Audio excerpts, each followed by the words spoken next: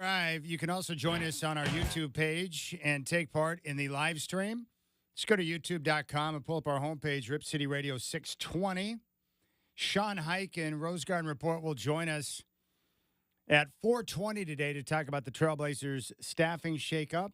We'll also get his take on the Combine in Chicago and the lottery, which is coming up on Sunday. For some reason, the NBA is going to do it on Mother's Day this year. So we'll talk with Sean Highkin at 4:20. We also have a 4-pack of tickets to give away for your Portland Thorns today. And we have a pair of tickets for AEW Wrestling. So all you have to do is listen to Dwight and I for your chance to win. Chris Burkhardt is here. Telephone number 503-248-0620. And you can also reach out. You'll find The Godfather on X at Dwight Jaynes. You'll find me there at Chad in Rip City. And here we are, Godfather, ready to start a brand new week, my friend. We're going to hear from a couple of individuals at the Tom Brady roast from last night here in just a moment. That's good.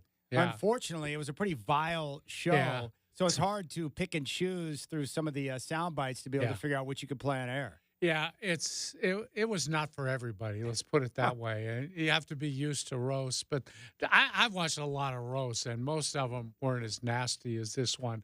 In fact, Kevin Hart, to open the show, I thought he was way over the line. It was too much for me. Gratuitous cussing, swearing, I don't care for it. If you need certain words to emphasize a point or something, if they make sense, if we're using them the way I do, if I hit I was proud of Peyton Manning late in the show, came on and did the whole thing without ever once crossing the line or even using a swear word. Yeah, Peyton Manning's a funny guy. Oh, yeah. And he has a good time, busting other guys' chops and stuff like that. He's been doing it for years. One guy that I'm very happy made an appearance last night was one of the Brady's former teammates in New England, Drew Bledsoe, who is one of the all-timers. Loved the guy, and this is what he had to say. So, hey, look, buddy, you have more rings than I do, but I've experienced a couple things that you will never experience. The feeling of being the #1 overall draft pick in the NFL. And a 28th wedding anniversary. It was yesterday.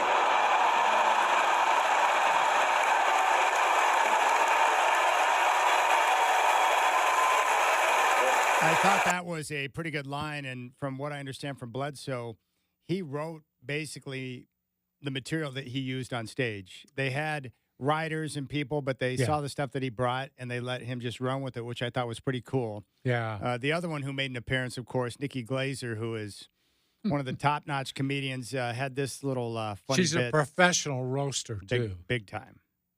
This is what she had to say about Brady and Gronk. Tom also lost $30 million in crypto. Tom, how did you fall for that? I mean, even Gronk was like, me know that not real money. That's pretty good. Nice little crack on Gronk. There were a lot of jokes about Gronk not being the smartest guy there. I think the best part about the roast to me is, and there are a lot of athletes and entertainers who could learn from this, the ability to be able to laugh at yourself.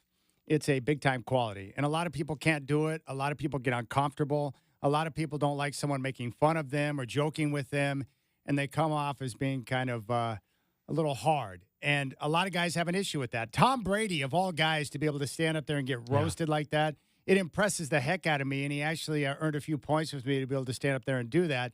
And I think Bledsoe said that, Brady's approach to it was terrific because everything that was said on stage last night about Brady, these are all things that he's heard before. So it was nothing new. Yeah.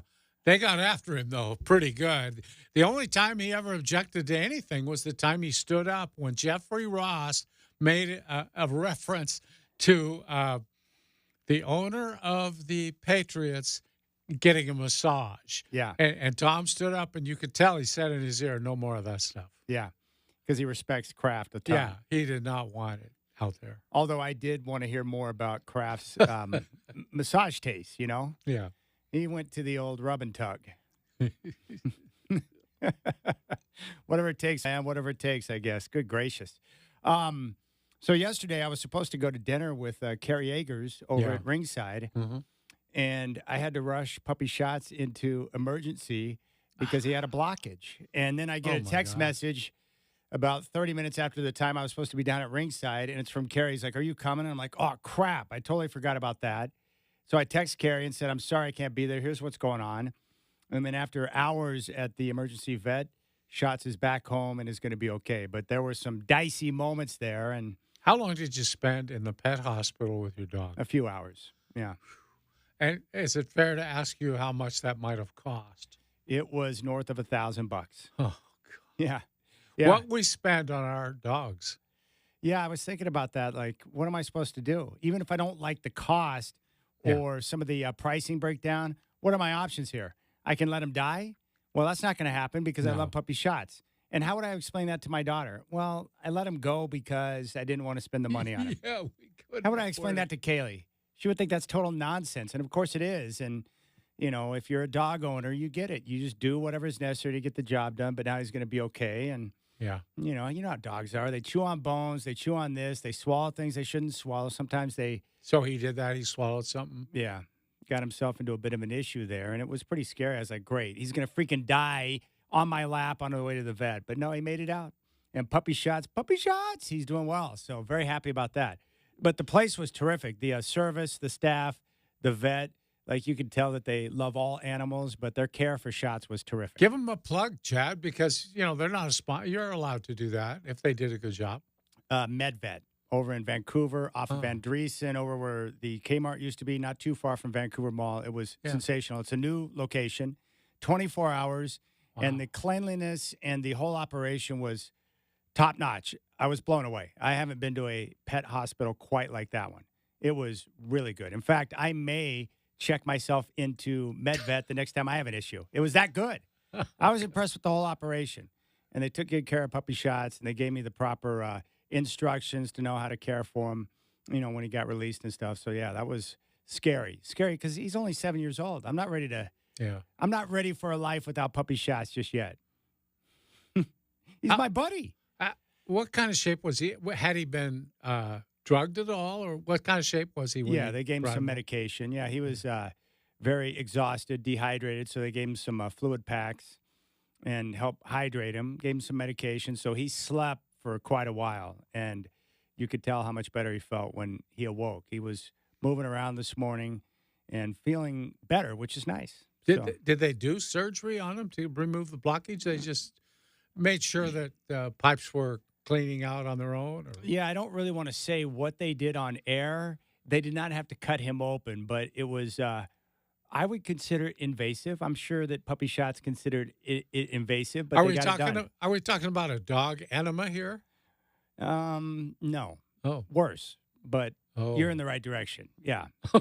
Yeah, you're heading in the right direction there. Oh, Yep, that's the right avenue, but they got everything taken care of, and Yeah.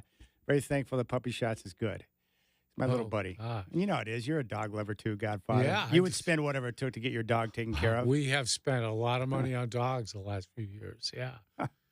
Yeah. Trying to keep one of them alive and then having to put him down. And now the new dog, he's already, had some issues. Yeah.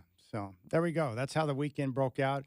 The good thing is this crappy weather that we're experiencing right now is going to be gone in the very near future. And the rest of the week is a prime golfing week, Godfather. Mhm. Sunshine, warm temperatures. It's going to be fabulous by the time Wednesday hits, Thursday, Friday, Saturday, Sunday. Boom, boom, boom, boom, boom. It's going to be big time. So your confidence in the long range forecast is pretty high. Oh, 100%. I looked Yeah. at the extended forecast, and once we get to Wednesday, we have an extended stretch of fabulous weather. Yeah. One day, even supposedly in the 80s. No, multiple days in the 80s. Oh, multiple? Yeah, Friday, Saturday are going to be very warm. No, we'll see. I hope so. What do you Hope mean they're we'll right. see? What are you talking Because about? even 3 or 4 days out, very often when we get to those days, it's not what they said they were going to be, especially around here. No, the forecast for the next 10 days. Let me give you the temperatures of what we got coming up, Godfather. Thursday is going to be 81, sunny, clear skies. 88 on Friday, 86 on Saturday, 77 on Sunday, 71 on Monday. I'm all in. There you go. What day are we going to go to the ballpark? We're going to the ballpark this week, right? We are? Is that this week? We're going to Hillsborough, aren't we? Yeah, Hillsborough. Wednesday we'll be out there at the ballpark. Yeah. What's So it the supposed weather to- will be improving on Wednesday. It doesn't matter. We're going to be in the booth. Well, I know, but what's it going to be? 68 degrees. Okay, that's nice. No, it's not. 68 degrees when That the sounds sun's going good. down? Compared to this? Come on now. No, I don't want 68. That's not nice. It's manageable. I want the high Okay. 70s and low 80s. I don't get it. You're complaining about the forecast for the weekend, and now you're talking about how 68 is good. How can you once say that you want 80s and then tell me 68 is good? You don't like 68. Hey, it's good compared to this. That's what we're going to be in a transition day where we got this, okay? I don't care about the temperature. I care about the rain. I just want to be out on the golf course. That's all I care about. I'm just not going to play in a downpour. I'm not doing it. So 68's good then. 68 is good for me. I don't think you like 68. I think you like as hot as possible. I do. 88 is good. Yeah. Real So good. when you tell me you like 68, I'm not buying it. For me, it's great. 68 I didn't say I golf liked weather. it. I said it's good. Yeah, it's all right. I don't care about the temperature. Just Look, give a me dry week weather. ago, we were talking about being out there and freezing to death. So this looks pretty good to me. Have you compared got to a that. date for us to be on the golf course so Nancy and I can start Yeah. plotting our way around We got it. Willamette Valley? Okay. We just got to get the tee time. And you can't get that too far ahead. But How far do they allow you to book tee 3 times? days. What? Yeah. That is a Used travesty. to be a week, but people would book it. And then, oh, well, we changed our mind. That's not good. I can't believe the members are cool with a 3-day situation. Some are, some aren't. What can I tell you? I would imagine Like more everything else out there. Some are, some aren't. aren't. Oh, my goodness. It's like fast greens. I would not want to be a president of a club. Yeah, a lot of people love the fast greens. But, for some of us who aren't great golfers, fast greens are not the best thing. All right, we'll come back. We got to dive into some basketball. Minnesota and Denver, game 1. We got reaction to Anthony Edwards, the Wolves defense, and what about the game 2 adjustments? And we'll take a look at the Pacers and Knicks. Sean Highkin going to stop by at 4:20. You got the Rip City Drive.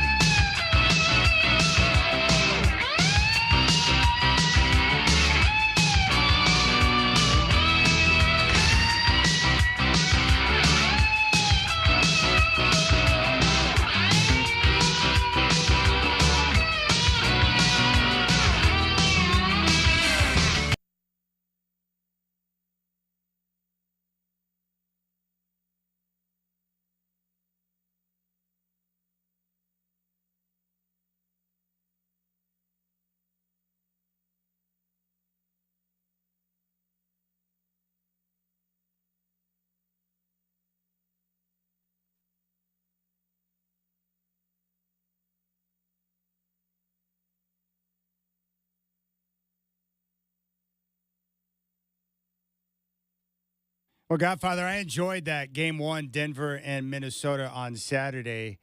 Anthony Edwards was, as advertised, 43 points and did a great job of getting to his spots and getting the shots that he wanted.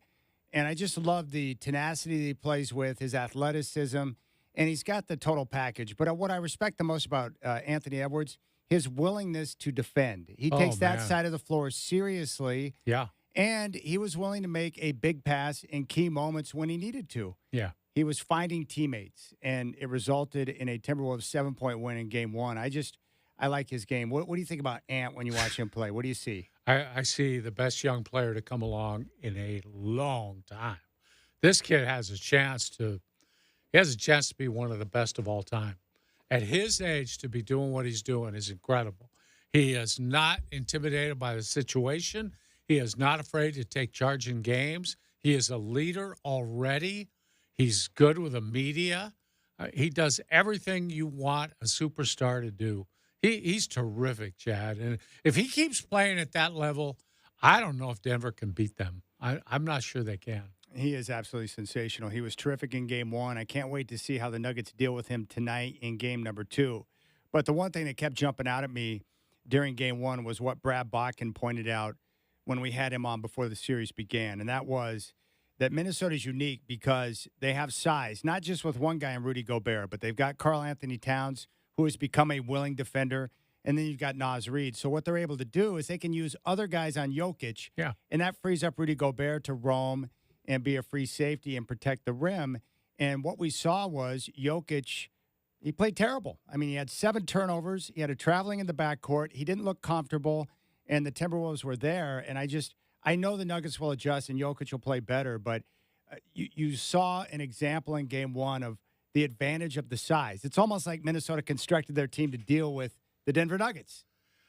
Yeah, it's not really that Towns does a good job on Jokic either, because he really doesn't. It's that specter of Rudy out there in the half court roaming around, and you see him. It's like you could tell Jokic saw him out of the corner of his eye, knowing, hey, if I go over my right shoulder now and try to shoot that little half hook, he's right there.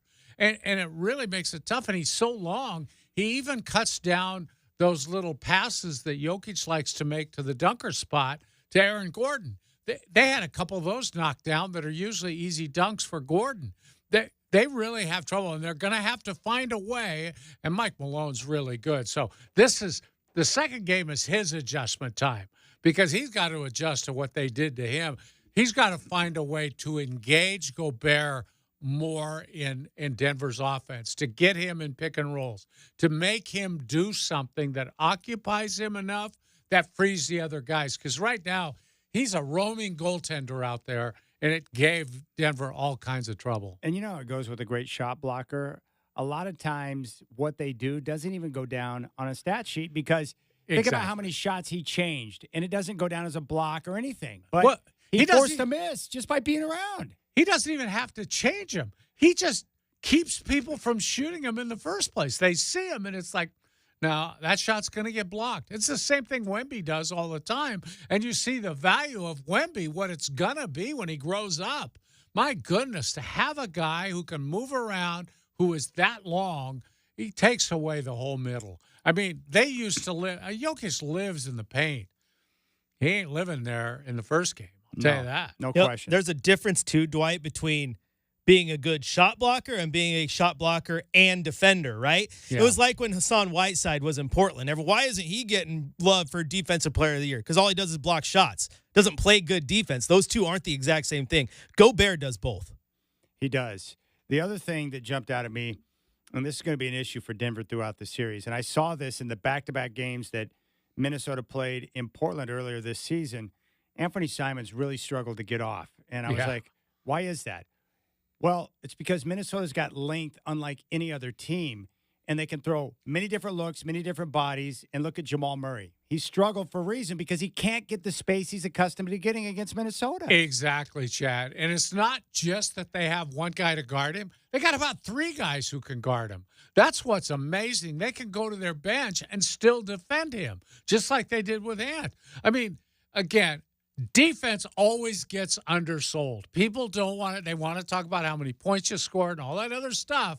But when you get to the playoffs, what's winning? Your defense is winning. That team could ride that defense all the way to a championship. It's that good. It's been that good all season long, and people haven't talked enough about it, me included. I should have been raving about it all year. Their defense is amazing. It's really good. We haven't seen this good a defense with that kind of shot blocker in a long time. You're right. Yeah, we're getting a good look, and we're going to see Oklahoma City going up against Dallas. We just didn't know what to expect from Minnesota and Oklahoma City because, and the reason why I was hesitant to, and I kept asking everyone, like, what do you think these guys will do come postseason time? Because I know that regular season wins, it's not the same as postseason. Yeah. And experience does matter, but what I'm seeing with Minnesota is they just create all sorts of matchup problems. Mm-hmm. They're a real issue. And the other issue, the biggest weakness that we've highlighted with Denver is their lack of depth. They have to play their 5 starters in an inordinate amount of minutes to be able to win games. Well, this is going to be a long series, and I just wonder how good are those guys going to be come Game 6 or Game 7 when they're fatigued and Minnesota continues to throw different bodies out there. Yeah, and the one thing we saw in that game, no one outscores their starting 5 against Denver's starting 5. Minnesota outscored 5-on-5 starting lineups. They outscored Denver's by 15 points. Nobody does that to them. That's amazing. Then Minnesota brings real players off its bench. Denver brings not much off its bench. I just think it's amazing. We all thought that the trade that they made with Utah was a disaster. Yeah, it was last year. They were mocked and laughed at for making that deal. And now you give it some time, and look, they look like the geniuses now because they've got the type of matchup. They're playing a style of basketball that nobody else around the league is playing. They're doing it with size. Mm-hmm. No one thought it was possible, and guess what? It's possible because they're all willing defenders. Even Karl Anthony Towns, who's not a great defender, he's willing to put his effort in on that side of the floor. Well, Michael Connolly, hell, the guy's about 55 years old, and he's still out there guarding people and making threes and making really smart passes and getting their offense going. Every guy they have is willing, like you say, to go out and guard somebody. I just love Conley. He is he's a miracle. I mean, the fact that he can continue to play the way he does at his age, he's like the ageless wonder. And what I like about him, he said after the game that, his teammates believe in him. They encourage him to initiate himself on offense. And so he picks his spots, and he had opportunities in the second half and was able to make big shots and ended up being a key part of that game. Such a pro. Every team needs a Michael Connolly. I respect him as much as I do anyone in the league. Yeah. But I'm telling you, if you want to be a great player, watch how Anthony Edwards plays. It's not just the offense for him. He wants to be equally great on both ends of the floor, and that's what we've seen from all the greats I've grown up with. They weren't just one-way players. They were guys who could make an impact on both ends of the floor, and to me, that's the key. And Edwards, he defends, man. He gets after it. He likes that competition. There's a reason people are comparing him to a young Jordan. Yeah. And that's the reason, because he's an animal on defense. Yeah, I just hate comparisons to MJ. I know. Yeah, I understand. He's athletic. He And kind of looks like MJ, and he's young, but spare me the MJ comparisons. Why? Because he's one of one. So let's give Anthony Edwards time to continue to grow through what we're seeing before we start dropping these ridiculous labels on him. Right. That's all I'm saying. I think he's going to be a unicorn. He is incredibly athletic, explosive.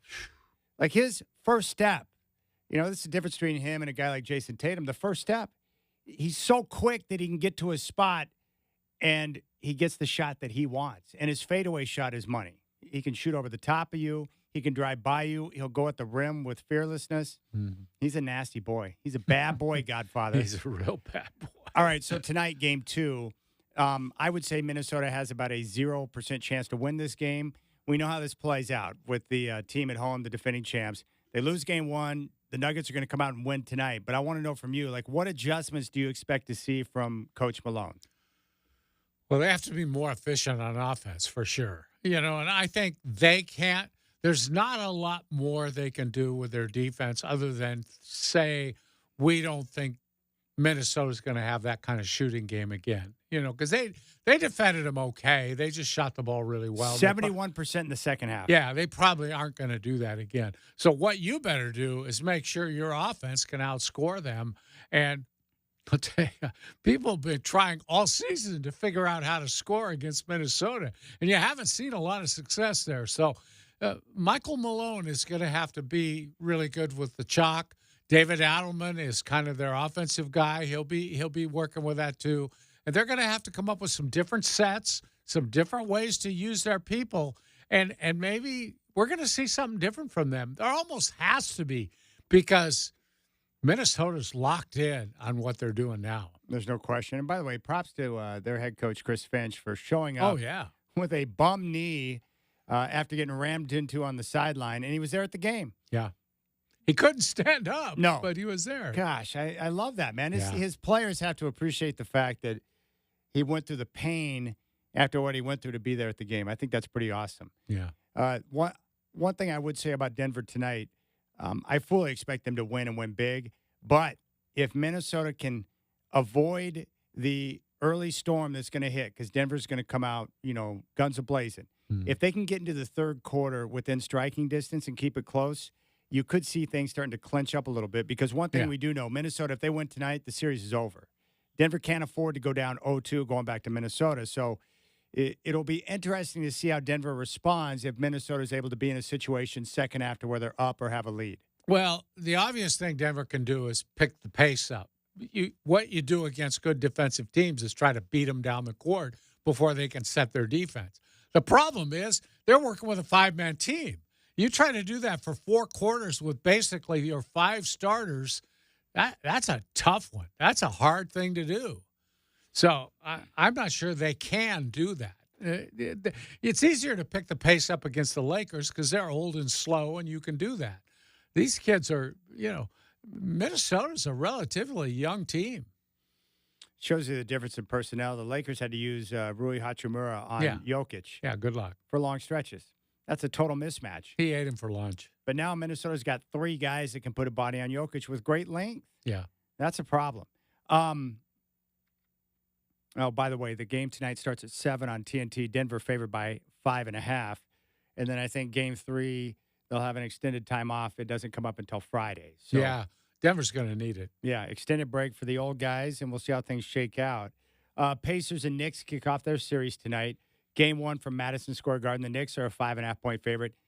You and I both like the Knicks. What I'm trying to figure out is, why are so many experts picking the Pacers in this game? That's so funny that you say that. I was going to bring that up too, Chad. I am stunned that so many people, if they aren't picking the Pacers, they're at least thinking it's going to go 6 or 7.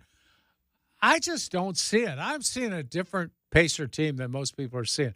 I don't think they can guard the Knicks, and I think Tom Thibodeau is going to make sure they can't by reversing the ball. You said it the other day. Swing the ball a couple of times. They'll break down. You're going to get a layup. These guys don't guard. They don't want to guard. They just want to run to the other end all the time. The biggest thing I've heard as to why people think the Pacers match up really well is that the Knicks are undersized with some of the guys that are rolling out there, and there's a mismatch at power forward with Pascal Siakam.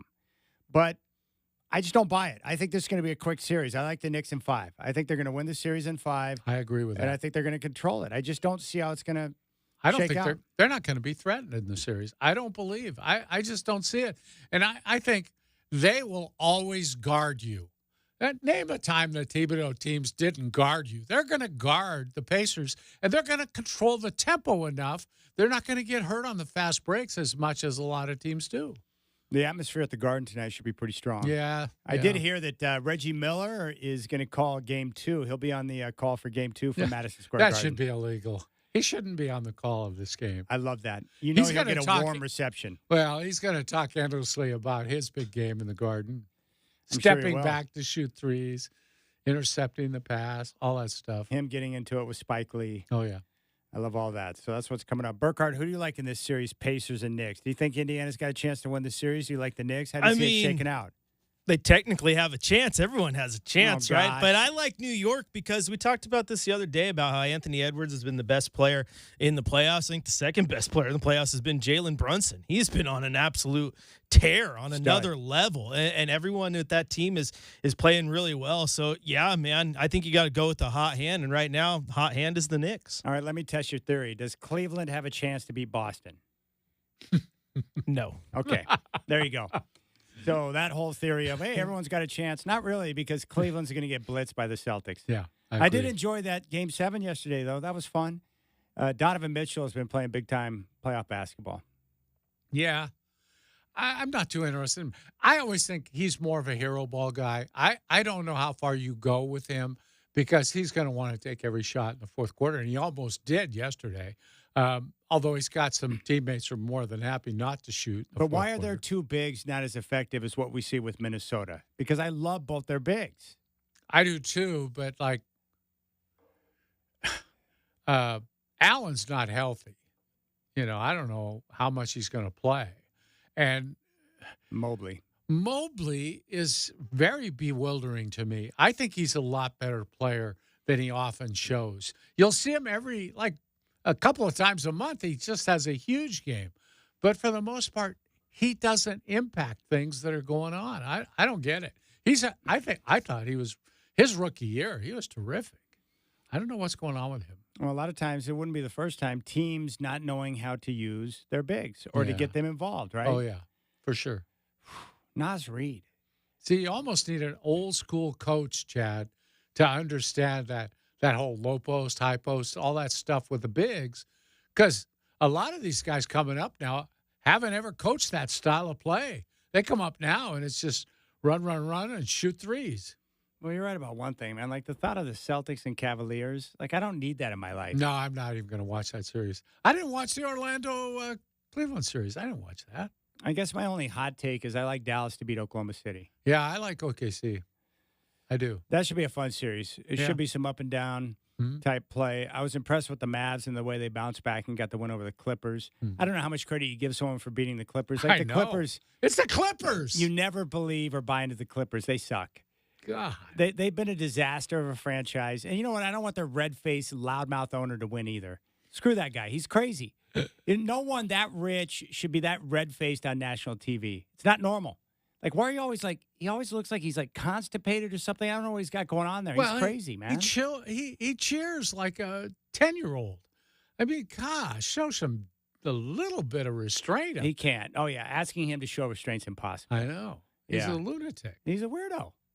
I've never seen anything like it. So I just don't like him. I don't like the Clippers. Screw them. Yeah. And I'm glad they're gone. But Dallas, I'm impressed. I just thought Jason Kidd was kind of a bad guy and not a very good coach, and I think I might be wrong about the coach part. He looks like he's doing a pretty good job. The fact that he's gotten Luka and Kyrie to play so well together is impressive to me. That's been a big deal. Let's see in this series, though, because I think OKC is going to be tough for them to handle. Well, who did they lose? Is it Maxi Kleber or however you pronounce that guy's name? Yeah, Kleber. Yeah.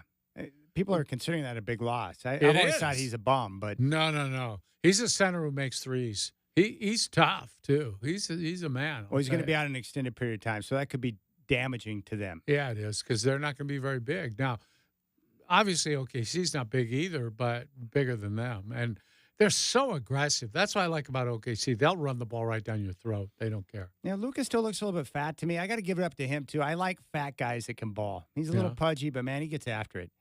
He's got great conditioning. He's like Jokic, man. He's just out there. He can play big minutes. He never looks like he's tired. He's just out there getting after it. I'm down with Jokic, and I'm down with Luka. But I'm excited about this series. It should be fun. Oklahoma City's fun to watch. They got so many guys on their roster that I'm fascinated by. Yeah. Shea Gilgeous, Josh Giddey's fun to watch. Chet Holmgren's been amazing. I had to eat crow on that guy. He looks like he's not a bum, man. He looks legit, Godfather. He is. And Lou Dort is a very physical defender who's going to give somebody some trouble. He plays like a linebacker. I know. Yeah. Right. He defends. He's not afraid to. Great on-ball defender. Mm-hmm. Makes a three once in a while. But I'm not really interested in that series compared to the other two. Denver, Minnesota, my number one. Knicks and Pacers, my number two. Those are the ones I'm looking forward to the most. Like that game tonight's going to be awesome. But when they go back to Minnesota, that's going to be big time. Yeah. Yeah, you'll be off that Pacer-Knicks series pretty soon because you're going to see what a mismatch it is. I think it's a mismatch. We both think it is. Yeah. We both like them. I like the Knicks in 5.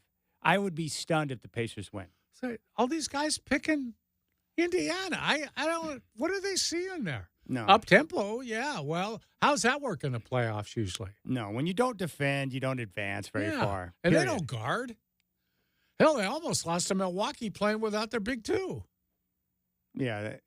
No offense to Jim Carrey, their head coach, but yeah, they don't defend. They're not going to win the series. Come on, It's Jim not Carrey. happening. He looks goofy, man. I love Rick Carlisle, but he does look like Jim Carrey. Yeah. A lot like Jim Carrey. There's a cartoon character he looks like, too, but I can't place it. There's some cartoon character. All right, we'll come back, and we're going to talk about someone who's on fire right now. We'll get the Godfather's thoughts. And then coming up at 4, we got some giveaways for you, a pair of tickets for AEW Wrestling, and we'll also get into the Trailblazers staffing changes. You got to the Rip City Drive with Dwight and Chad.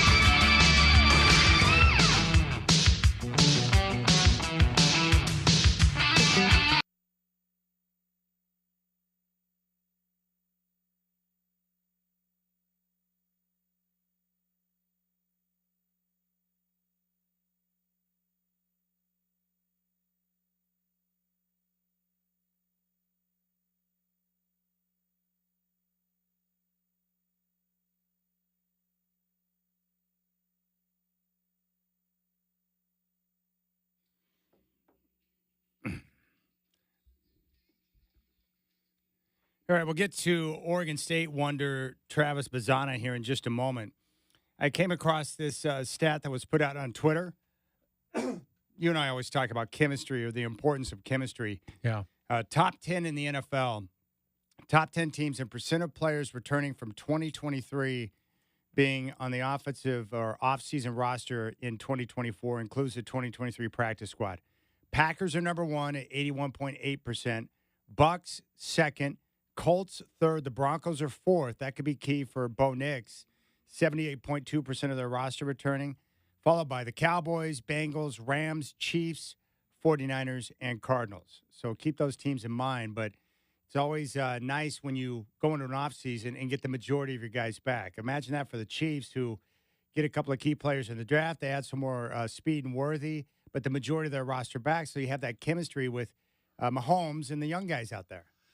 Yeah, it's interesting, though. I can recall many years following college football, and somebody'd say, well, the good news is we have 46 guys back. Yeah. The bad news is we got 46 guys back from a team that went 0-9 last year. That's because you've had many years covering the Beavers and Ducks before they got into their good times. The old days. Exactly what I was thinking about, Chad. Yeah, I grew up in Oklahoma, so when they said they had 46 guys returning, that meant we have 46 five-stars back on the team this year. Yeah. It's different times. All right. Oregon State Beavers baseball team, Travis Bazzana on fire. 3 home runs yesterday. What, 2 so far today? Yeah. What's going on with this guy? Well, he's incredible, Chad. He's going to be the number 1 or 2, maybe 3 pick in the Major League Draft this June. Yeah. Everybody knows that by now. He's on pace to have an unprecedented year. He hit 3 yesterday, and I saw all 3 on their stream of the game, and they were all way, way out of the ballpark in Pullman. And then he's hit 2 more today in Spokane against Gonzaga. 5 home runs in 2 games that's pretty good, Chad. He's got 26 this season in 46 games. So he's hitting more than 1 every other game, which is kind of unbelievable. He's hitting about 420 for the season. His slugging percentage, his OPS, which is on base plus slugging, those 2 percentages is like 1.55 now, which anything over 1,000 is really good. And he's having a ridiculous season. All right, it's crazy. So what does that mean for his future? How big of a prospect is Bazzana? Well, like I say, 1, 2, or 3 in the draft. They have a chance. Oregon State has a chance to get the top pick in the draft twice now in, 4 years since Adley Rutschman was taken number 1. And this kid's maybe a better prospect than Adley. I'm not sure. Adley probably bigger because he was a catcher and everybody's looking for a catcher. Although Bazzana's a second baseman, and you don't find second baseman with that kind of power very often. And I'm not sure he'll play second when he gets into to pro ball. He might end up being a left fielder. We'll see. But he's a tremendous prospect. If you haven't had a chance to see him, go to Corvallis to one of their games. Go wherever you have to see him play before he gets drafted, because once he's out of here, you have to pay big money in the big leagues to see him play. Do you think like 100 years from now, someone's going to do an in-depth study, like maybe a sports historian, like how in the world did they build a baseball factory in Corvallis, Oregon? Man. It's one of the great stories, and other coaches in college baseball are going to their teams and saying, look, if Oregon State can do this, we can do this. Yeah. I mean, 3 national championships since 2005 in Corvallis. But what was the key to Pat Casey's success? How did he do it? Well, he's a very good recruiter, and he's a great baseball man. They played great fundamental baseball. They always had good pitching. He's had good pitching coaches while he was there.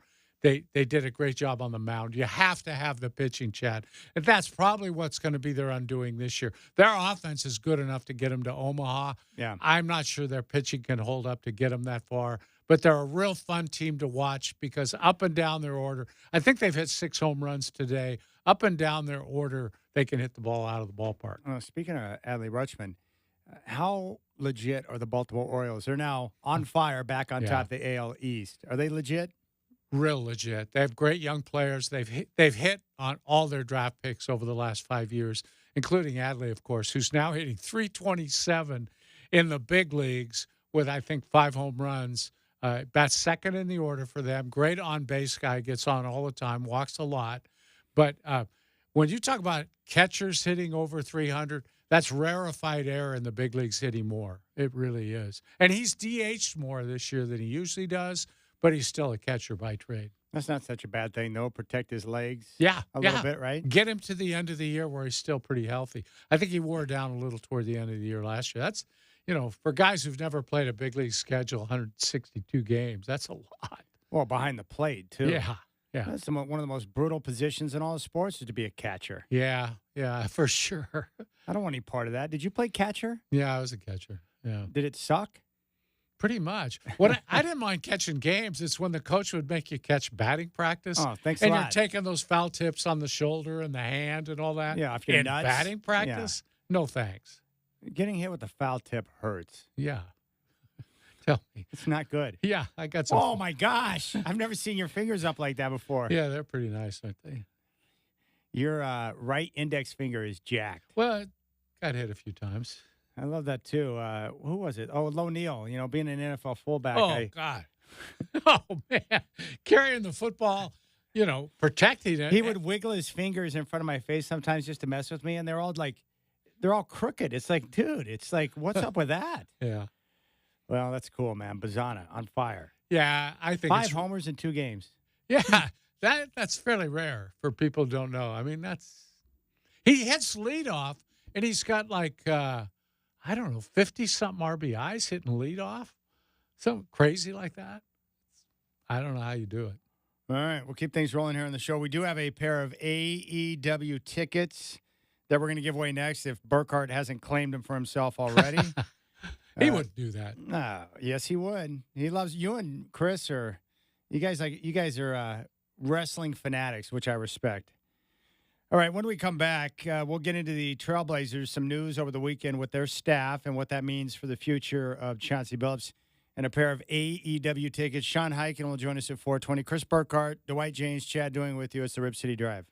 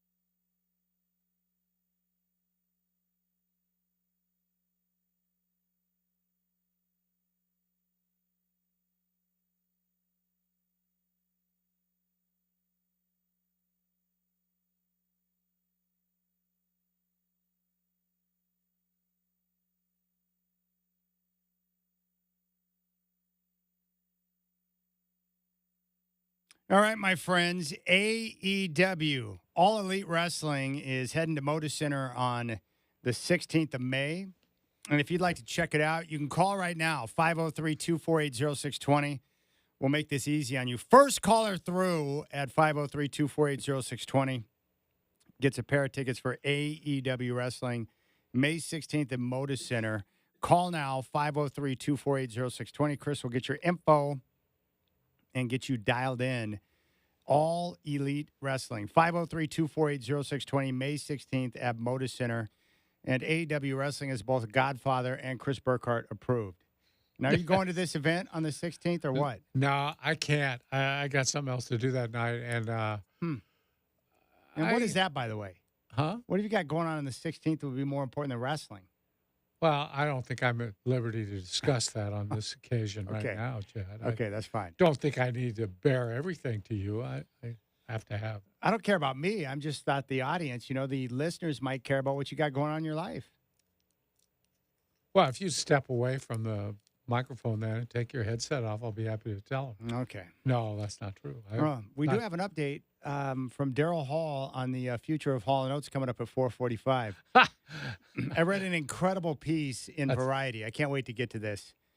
And let's just say that the relationship is a bit strained at the moment, Godfather. Hall does have a new solo album coming out that's going to drop next month. I listened to the first cut off the album. It's very nice. Really? He's one of my all-time favorites. The guy's money. Absolute money. Great singer, great songwriter. And look, Oates is a nice guy. I interviewed him once. I've interviewed Hall. I like Oates, but, there's certain things that can continue on without, one half of this or that. He will not be missed, right? Yeah. Like, Paul Simon was the brains of Simon and Garfunkel. Yeah. I believe. Whatever happened to Garfunkel? Not much. Yeah, not much. So he went on and was just fine. Daryl Hall is going to be just fine without Oates. I don't know how it would be the other way around, but, Hall's going to be just fine. But we got an update on that coming up at 4:45. Let's talk a little Trailblazers. Sean Highkin will join us here in about 20 minutes, Dwight, to further this discussion. But a couple of changes have been made, or at least nothing new is going to happen with the staff. They're not going to renew the contracts of assistant coaches Rodney Billups, Chauncey's brother, and longtime head coach and Trailblazers assistant Scotty Brooks. They're not going to be renewed. Chauncey is entering the fourth year of a 5-year deal, the fifth year being a team option. And it would appear that the writing's on the wall that Chauncey's got 1 year left, and then the Blazers will move on and look to hire a different head coach. That's what it feels like to me. But what's your take on the moves here that are being made by the Trailblazers? Well, I was a little surprised. I think they're both interesting for different reasons, Chad. With Scott Brooks, you have a guy who he was the lead assistant, the veteran assistant that was brought here because Chauncey was a first-time head coach, and they wanted to bring a veteran guy along to help him out. And I think Scott did a good job with that. But I'm a little surprised. There could be several reasons. Maybe they're just not happy with what he's doing, or maybe they're looking ahead to next year knowing that let's face it, it's a tank season. Agreed? It's a tank season, right? Next year? I would imagine that all focus will be on next year's draft. Yeah. Yeah, it should be. I believe that it should be. If I were running the Trailblazers, I would do everything I can to put myself in the best position for next year's draft. Right. So if you're going to do that, maybe you don't need that veteran assistant who will maybe gain you a win or two along the way just with his strategy or whatever, his expertise. So I have no question in my mind Scott Brooks was the highest paid assistant because when you bring aboard a guy who's had a couple other head coaching jobs, to get him in there, you got to pay him. Now, you're not going to pay him what a head coach is making, but you're paying him pretty well. So maybe they just didn't want to carry that salary through a year where they weren't trying to win anyway. So what's the point, So that's one reason. Now you shift over to Rodney Billups is Chauncey's brother, and that's an interesting one because I don't think you do that without talking to Chauncey. And I don't know. I would assume Chauncey wouldn't be happy with that. Or maybe Chauncey's saying, hey, my brother didn't do me any good. Bring in another assistant coach. And by the way, they need 3 because they lost one other one earlier. So bring in somebody else. Rodney can go somewhere else now. He's got a chance for this job or that job. That's all I can think of with that because unlike Scott Brooks, Rodney Billups wasn't making huge money, probably barely six figures, I would say. Yeah, another assistant, Steve Hetzel, is now with the Nets staff. Mm-hmm. And I was just told that, the staff needed some shaking up, and they're going to bring in some new guys. That's what I was told. Yeah. The weird part to me, though, is just it's a very odd situation. And this conflict came up throughout the course of the exit interviews with Chauncey Billups. He discussed it because, he's in a situation where, what he thought he was taking over ended up being the exact opposite of what he's been coaching. Yeah. When he took the job, it was a veteran team, and he thought he was going to be in a position to try and help them get over the top, become better defensively, and compete in the postseason. Well, injuries took over, and the team started to change course and decided to go young. And so now he's gone through multiple years where they have steered themselves into better draft position for the lottery. So it's not what he signed up for, and he's collected a lot of losses. The weird part about this season is that he wants to win and have a chance to have a full roster of healthy guys to go out there and compete, but that's in conflict with the direction of the franchise. So it's a very difficult spot for Billups. I kind of feel for him because this is one of those classic situations where the desires of the coach don't necessarily align with that of the front office. And so it kind of puts him in a weird spot where he knows that more than likely after the upcoming season that, he's not going to be picked up. That option won't be picked up, and he'll be on his way out. So weird for him because he's going to have a number of more losses on that record, which is going to stick with him forever. But as you pointed out, he's been a very professional coach in the way he's handled all of the different things that come at him ever since he took over in Portland. And more than likely, someone else in the league might look at that and say, hey, we understand what you went through, and we want you to come in and be coach. We're not worried about the record because we understand the circumstances did not promote success in terms of what you guys were trying to accomplish. Yeah, I read social media, and I'm often upset by the judgments people have made about him when they don't necessarily understand the situation. There have been cases just this last year where you look back and they had a good win under their belt, and the players who provided that win, all of a sudden they're not playing the next game because they've come up with a phantom injury or whatever, but they're sitting out because, frankly, the mission wasn't to win, and it's not going to be next year either. If I were Chauncey Billups, I'd have to be seriously considering not coming back next year, just work out some sort of settlement on the final year of his deal and just walking away, because I don't think he'll be on the – they're not going to give him the fifth year, and he's going to be stuck after 4 years with a 20-something% win record on his belt and trying to find a job. And that's going to be real difficult. He could go back to TV, I guess, or take an assistant job somewhere, but it's going to be really difficult. I wouldn't want to take one more year of the losing. I think it's just too frustrating. But won't teams – I understand the record is what it is, but won't teams look at the situation, or they probably already know what the circumstances are? It's like nobody was going to win or have a high winning percentage with the situation they had going on here in Portland. How could you? That wasn't the objective. So I don't understand how you can look at the record and say, well, that's the coach that he is.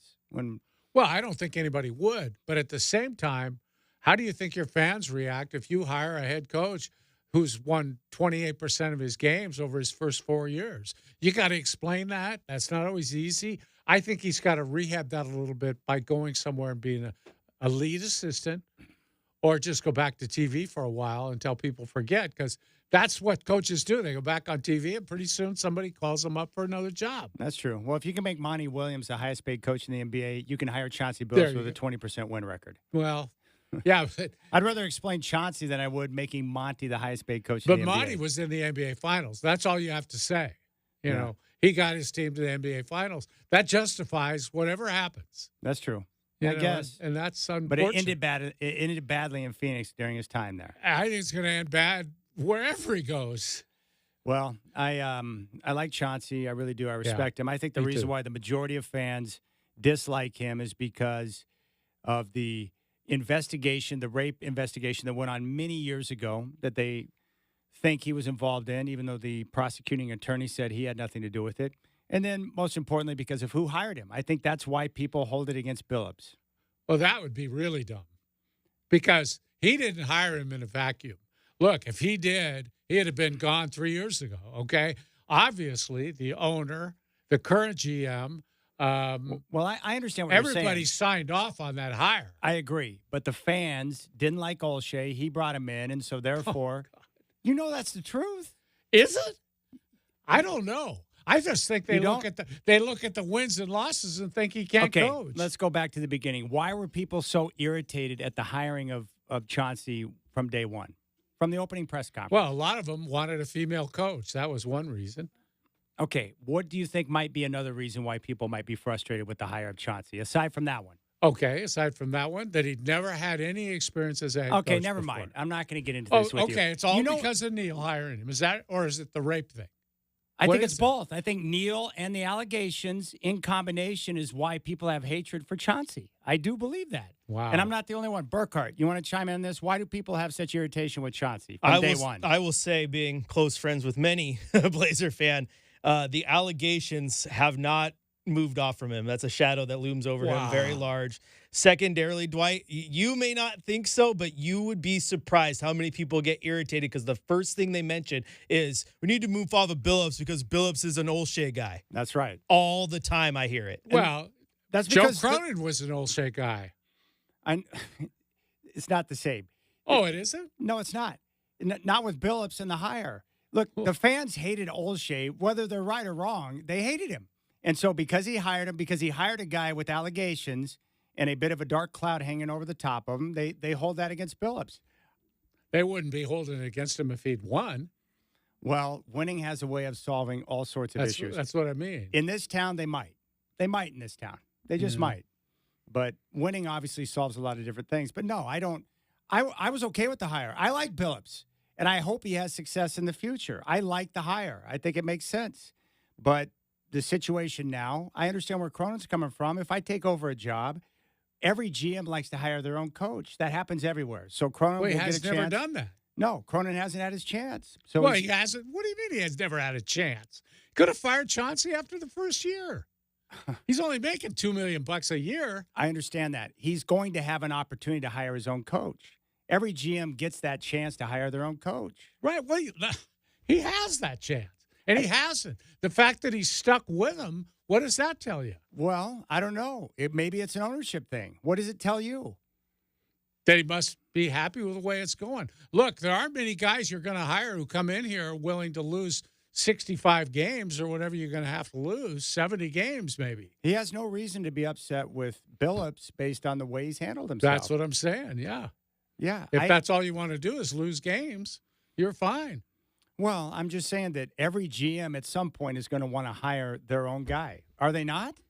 Of course, Chad. I'm just saying he's had the. What do you mean he hasn't had the opportunity? Do you notice You how gotta- anytime Olshey gets brought up, he gets cranky? No, but you. Anytime we bring up Olshey, This- the Godfather gets cranky. You're being silly. I'm being silly? Yeah, Because You I think a GM has the right to hire his own coach? He didn't No. hire Billups.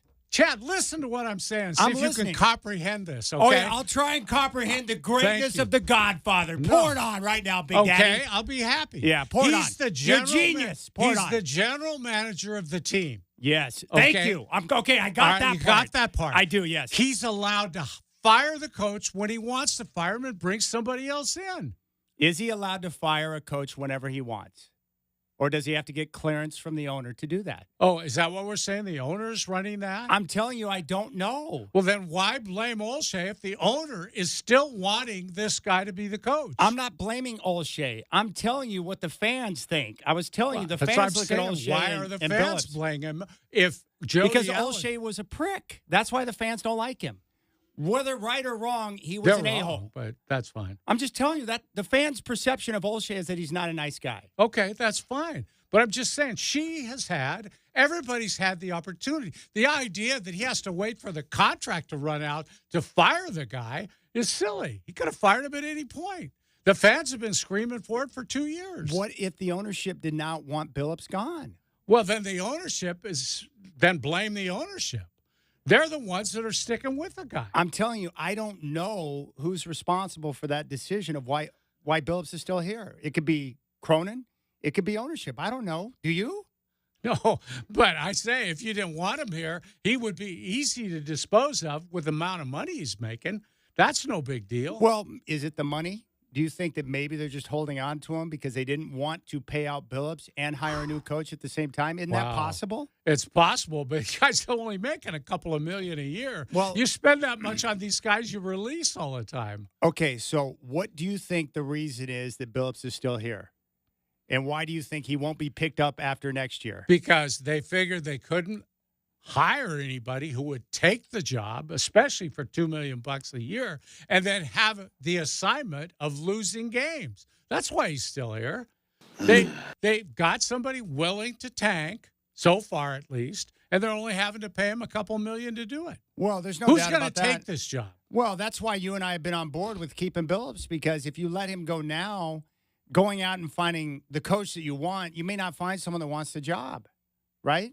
It's going to be real hard to find somebody who wants the job, even after this next season. Well, whenever you let him go, it's going to be hard. Well, that depends on how the draft goes next year. If things go well in the draft, you might find someone willing and ready to jump on and get the coach. It's like the process. Let's just keep waiting till the next draft.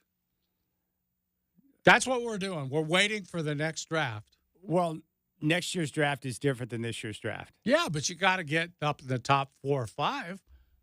Well, I don't think that's going to be a problem. They'll be in the top 4 or 5 in next year's draft. You got to go through the lottery, though.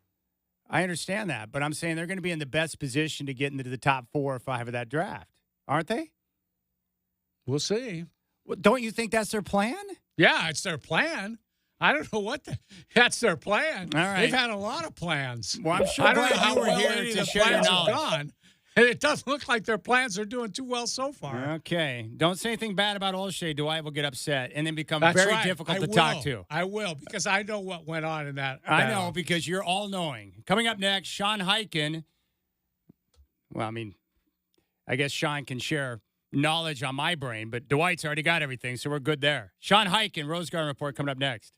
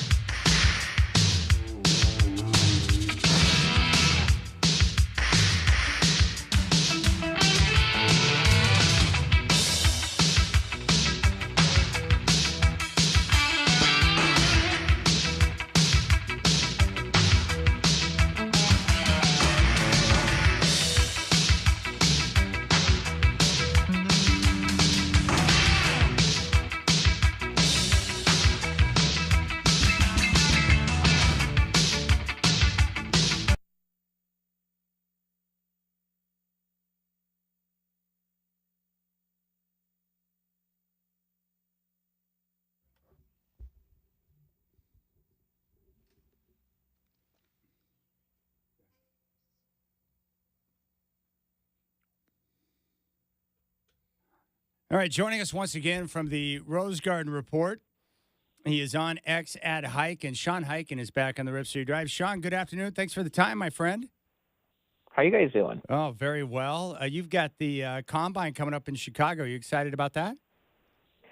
Yeah, I'm flying out there on Saturday. The draft lottery is on Sunday, I think early afternoon. And then after that, we'll know what pick the Blazers have. And then the whole next week in Chicago will be the draft combine, which is where all the front offices are, watching guys do drills, and, the official measurements will come out for, different prospects, and teams will start meeting with guys and, interviewing them and just kind of starting to gather intel. And then that kind of kicks off the whole pre-draft process, because then after that, teams are going to start bringing guys in for in-person workouts, and then that takes you kind of to the draft. But yeah, the whole process kind of starts up this coming weekend. Hey, Sean, both of us have been real curious about that. Why is the lottery on a Sunday now? It's killing us as a talk show, by the way. Do you have any intel on why they did that? I don't. It's been on a Tuesday every year. Yeah. I've gone the last several years, and it's always on a Tuesday, kind of in that, leading into, one of the conference finals games. I believe last year it was like game one of the Western Conference Finals between the Lakers and Nuggets was the game that the lottery preceded. And I guess, we're kind of at this point in the calendar, and it's not even, we're like just barely starting the second round now, but it's happening. So it's at noon Pacific time, which is 2:00 on the, in Central time, which is where it is in Chicago. But it's going to basically going to be, I looked up the schedule just to kind of see why they did that. It's going to be the pregame show essentially for game 4 of the Knicks Pacers series, which is the ABC matinee game, which is 3:30 Eastern, 12:30 Pacific. So I guess, that's a big showcase day, I guess, for, they want to put it on ABC, and, it's a primetime, matinee matinee Sunday game on network TV. So I guess they want to put it on there. I was a little surprised they went that way also. We're talking with Sean Highkin from the Rose Garden Report. From the people you've spoken to around the league, what's the best way you can summarize how they view the upcoming draft?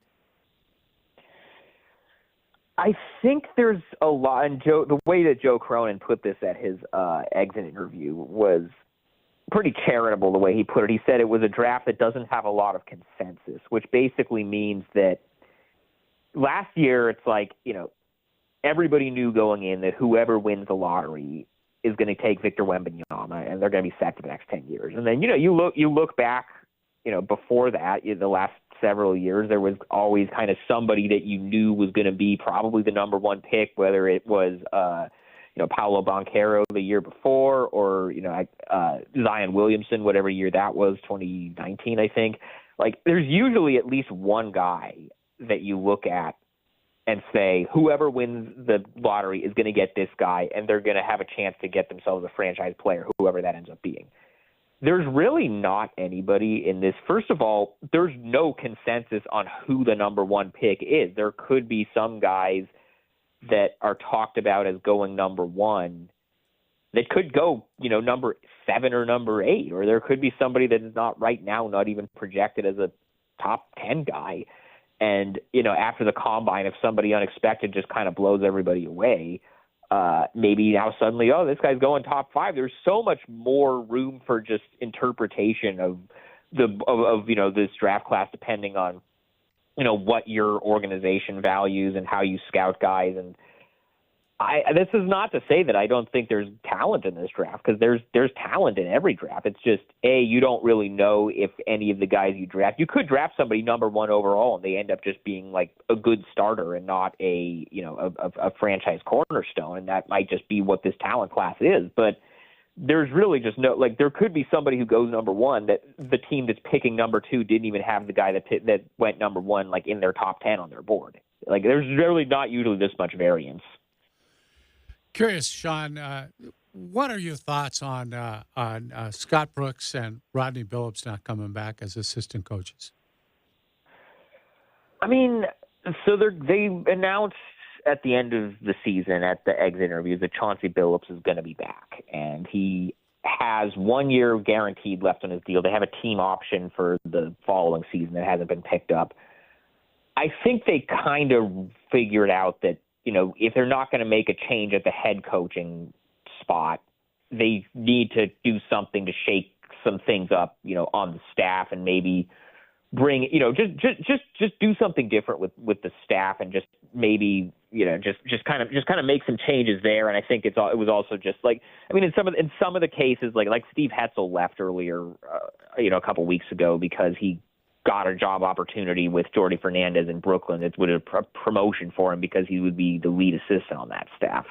And then I guess they were just kind of looking at, changes to make, and those are the guys. I don't know exactly what everybody's contract situation was, but if guys' contracts were coming up, then you make a decision to renew them or not. And I think they, just decided that, given the way the last few seasons have gone, has anybody on that coaching staff done enough to earn having their contract renewed? I would argue probably not, but it's going to be interesting to see what they do with those openings going forward, because all three of those openings that they have right now are going to be filled, I was told.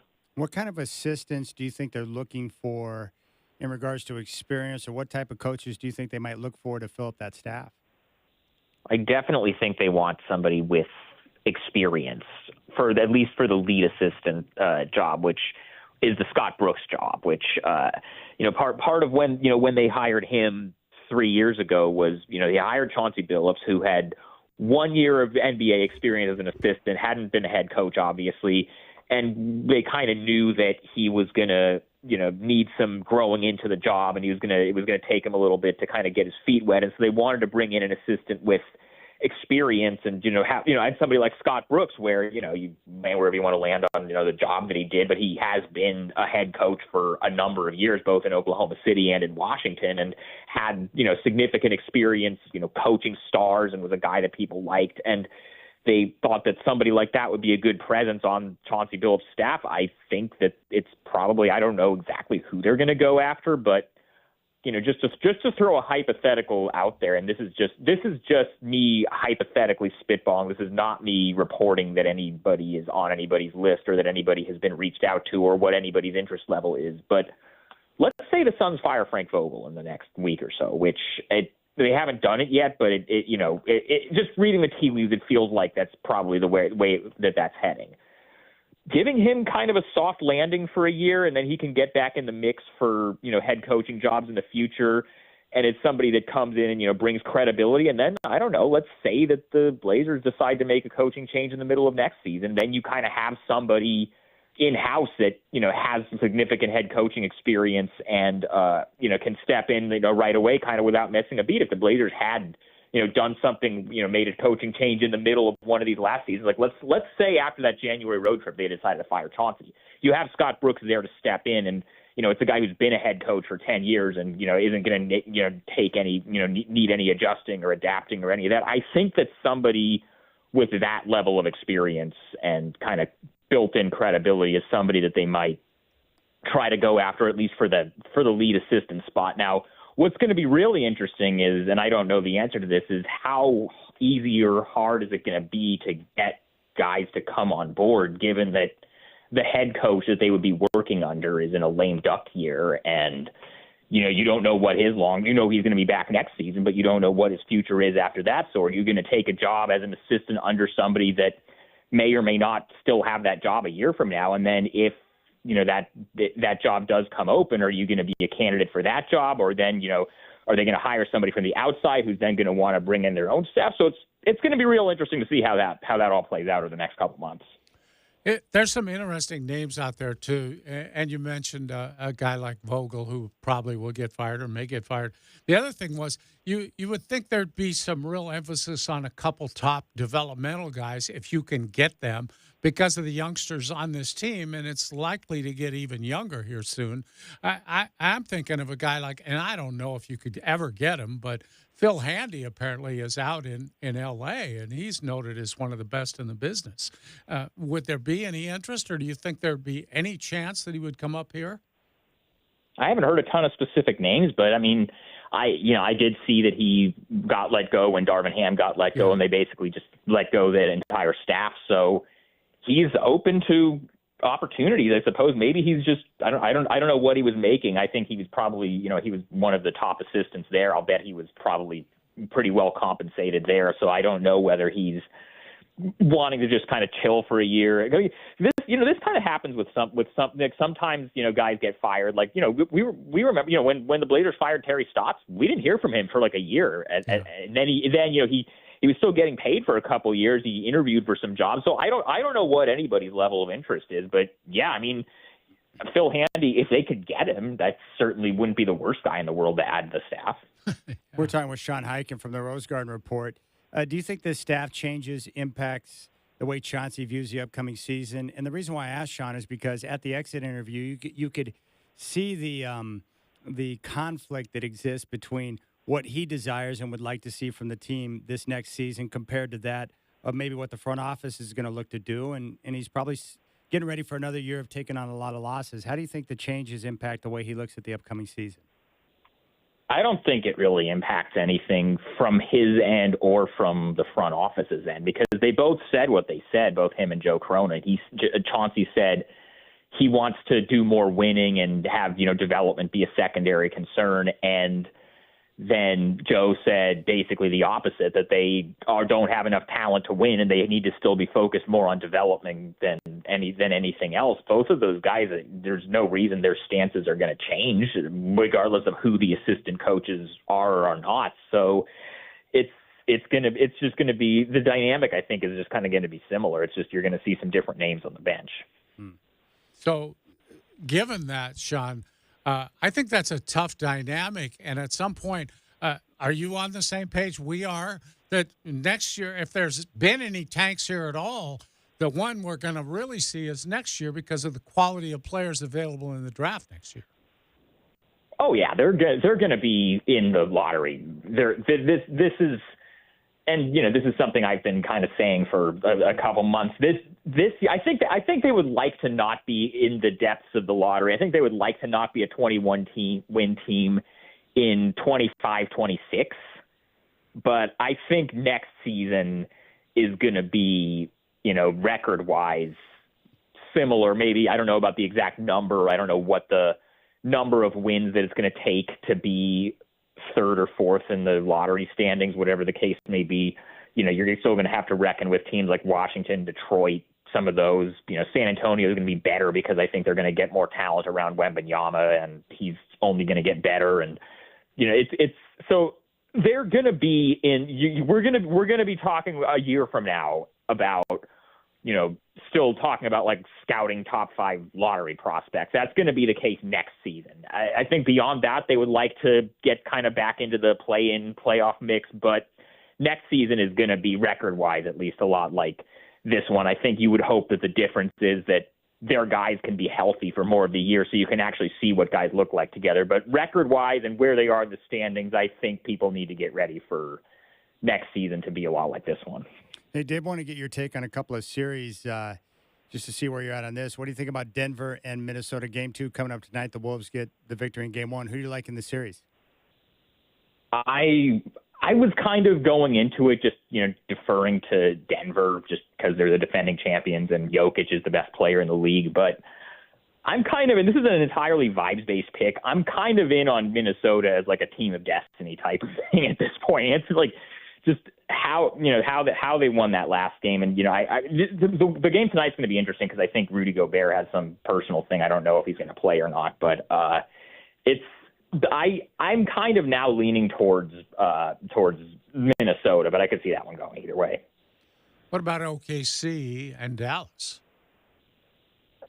I might go Dallas there. I'm going to look like an idiot if Oklahoma, because Oklahoma City was the 1 seed and they handled New Orleans pretty quickly, but I just, Luka and Kyrie, those guys have all kind of been there. I do think the Maxi Kleber injury is actually a little bit more impactful than people realize, but I might lean Dallas. Again, that one I could go either way. I might look like an idiot for thinking Oklahoma City, hasn't been there before, so they're at the disadvantage. But I at this point I'm like sort of leaning Dallas.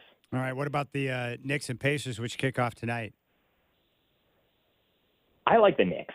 I think I trust them more. I trust their they've been more consistent. Just all the different, obviously Blazer legend Josh Hart and Jalen Brunson. The Knicks I think are more and Tyrese Halliburton hasn't been the same guy since basically he had that hamstring injury before around the All-Star break. So it's just I kind of think the Knicks. All right, Sean Highkin, Rose Garden Report here on the Rip City Drive. Have a great trip out to the Combine, my friend, and we'll catch up soon. Yeah, absolutely. There you go. Sean Highkin, Rose Garden Report. I love your idea of Phil Handy. I had forgotten about him. Let go as part of Darv's staff down in L.A. Players swear by him. I mean, guys on other teams go down to SoCal in the summer and work with him.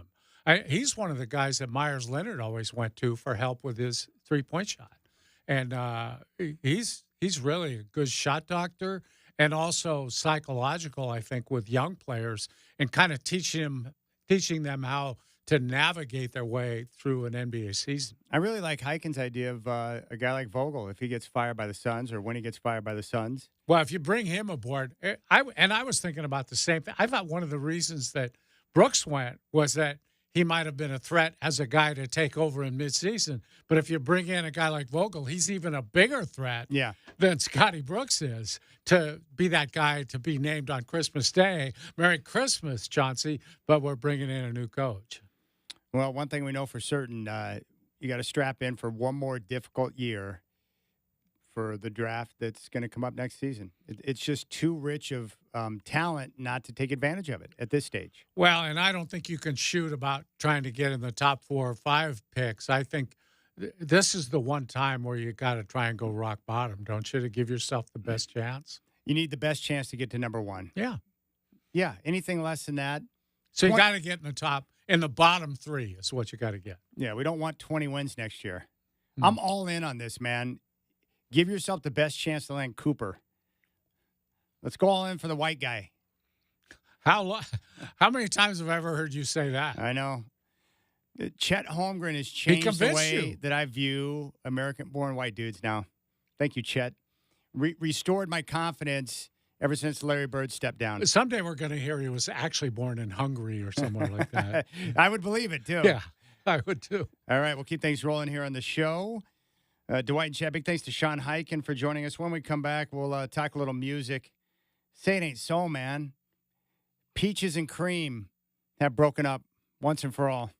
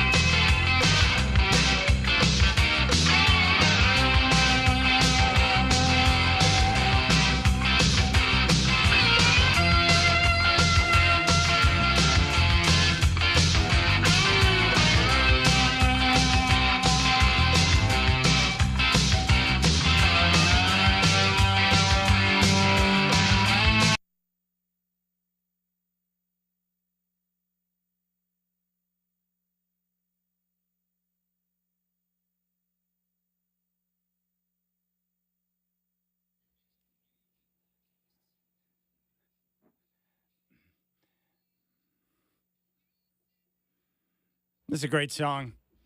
I'll give you the latest on Daryl Hall in just a moment. I have the perfect plan. Yeah. Why not allow Chauncey to walk right now and hire Mo Cheeks for 1 year? Oh, God. I don't know if they need to be that bad. But if you want, I just don't like the conflict that exists between what the coach wants and what the GM wants. I think if you're the Blazers, you can't take the chance of winning too many games. Exactly. That draft next year is going to be too important to you. It's too important. It's the whole future of the franchise. If you don't hit it in that draft, we're in for a few more drafts, a few more seasons just like this. Well, couldn't you part ways with Billups and elevate Jim Moran for a season and have him take over where you have a company guy who understands what the plan is?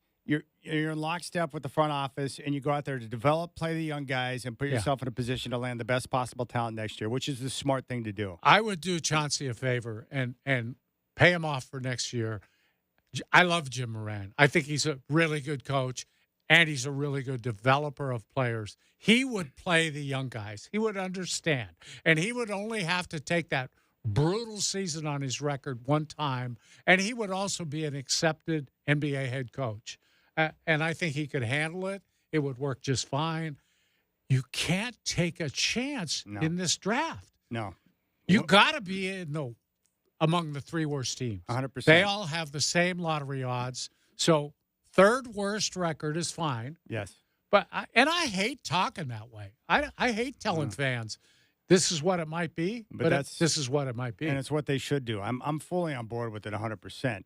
All right, let's talk a little music for just a moment. There had been rumors about this lawsuit involving Daryl Hall and John Oates, and they're the most successful music duo of all time. Are they really? That's true? That statement? is true, yes. Wow. And the problem stemmed from Oates' attempt last year to sell his half of the duo's jointly owned company, Whole Oates, which was also the name of their first album. Whole Oates Enterprises, which controls trademarks, personal name, and likeness rights, record royalty income, website and social media assets, something that cannot be done without Hall's consent. Quote, and this is Daryl Hall in Variety, "It hit me by surprise. I don't know, man. All I can say is people change, and sometimes you really don't know someone like you thought you did. Difficulties can be made from things that aren't difficult, and then it goes to a place where it can never come back from. It's unfortunate and untimely, but some things just change. People rewrite history and harbor thoughts you had no idea about." And he was asked if this is the last time we've seen the former group, and he said that is correct. He went on to say, quote, "I haven't had a creative relationship with John for at least 25 years. We didn't write songs together. We didn't do anything together except perform live shows. We had an arrangement that I couldn't play my solo songs on stage with Hall & Oates, and now I get to." And there you go. He's got a new album coming out next month. He's had a chance to work with Hall of Fame inductee Dave Stewart, who is very famous in the music business. And he says, quote, "Dave's been my shadow partner since '84. We're best friends. This was a real duo album, two people coming together, understanding one another, and writing songs. Most of them were written on the spot. I had ideas, and Dave enhanced them. It's a real 50-50 project. Dave and I have a real partnership and have had one for a long time." So Hall doing a good job of announcing the end of Hall & Oates and taking a few indirect shots at John along the way.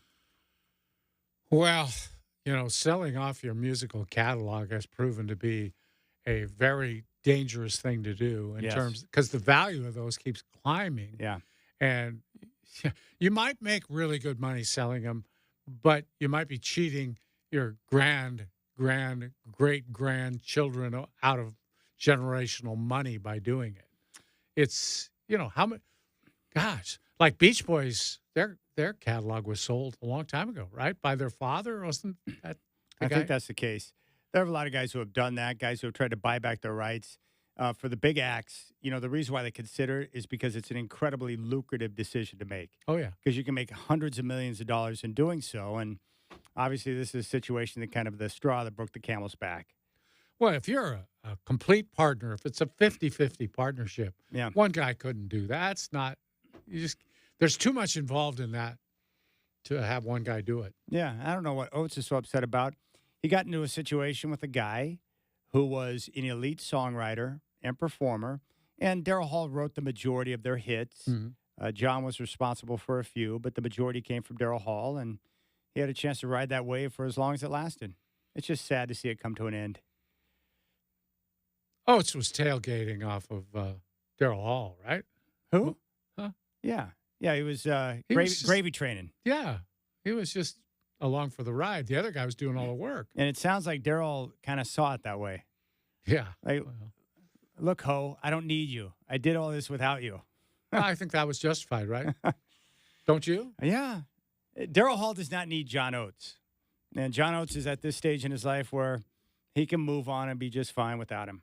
I think he's living down in Nashville now. And oh, is he? yeah, I think it's kind of reinvigorated. He told me that being around the local musicians, it kind of reinvigorated his passion for the craft in terms of working on your music, your, musicianship and everything. Well, and if you guys need it, Live at Daryl's House is one of the great music shows ever done. Chad, isn't that upstate New York? Isn't that where that's located? Yes. So is he still using that for the show? Uh-huh.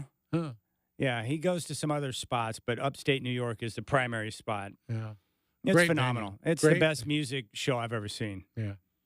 And that's what he likes to do, is to get together with other artists and get a chance to perform with them. Well, you can't be friends, Hall & Oates. Sorry. Sorry, John. You screwed it up for everybody. All right, we'll keep things rolling here on the show. We'll come back and focus in on Denver and Minnesota. Game 2 coming up tonight.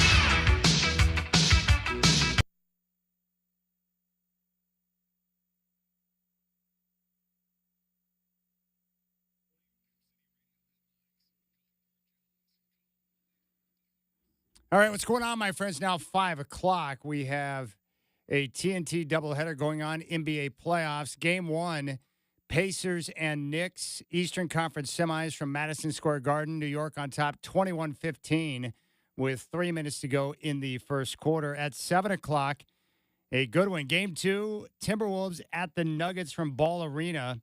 The Wolves looking to go up 2-0 after winning Game 1 on the road Saturday. Ant Edwards had 43 points in that game.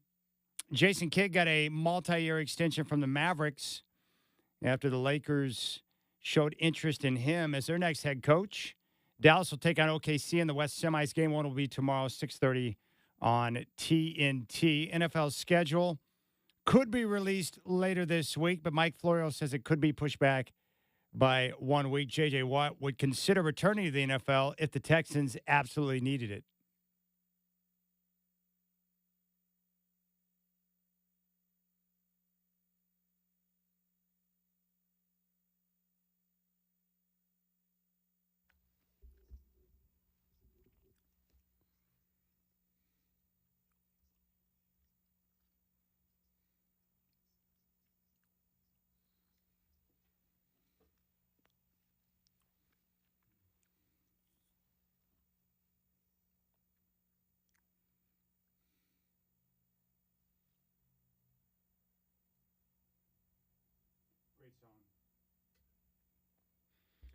All right, my friends, we have more goodies for you. We got a 4-pack of tickets for the Portland Thorns. They'll take on the Seattle Reigns Saturday, May 11th at Providence Park. Yes! You can get your single game tickets now at timbers.com/ThornsFC. But if you'd like a 4-pack of tickets, my man Chris Burkhart would love to supply you with them. We'll take caller 3 right now. And by the way, the weather's going to be spectacular. So it's a great time to go spend some quality time with the fam out there at Providence Park. 503-248-0620. Caller 3 right now. 503-248-0620. We'll get a 4-pack of tickets for the Portland Thorns taking on Seattle coming up on the 11th. Call now. 503-248-0620. 503-248-0620. St. Helens! React to us! Call now, 503-248-0620. 4-pack of tickets for the Thorns and the Seattle Reign coming up on the 11th at Providence Park. And temperature is going to be in the 80s coming up this weekend, which will be nice. Nothing but clear skies and sunshine. It's going to be fabulous. All right, so after all the time we spent yelling at one another, it sounds like we're on the same page. We agree that the Blazers need to do everything possible to be in the top 3 for next year. And really letting Chauncey go right now wouldn't make too much sense if he's willing to stay on board because, one, you're trying to lose, but who else are you going to find to come in right now? Who wants to take on this job right now when they're going to open up with year 1 attaching a bunch of losses to their record? Well, that's why I said I thought your idea of Jim Moran made good sense. He's an organization guy. He's been around here a long time.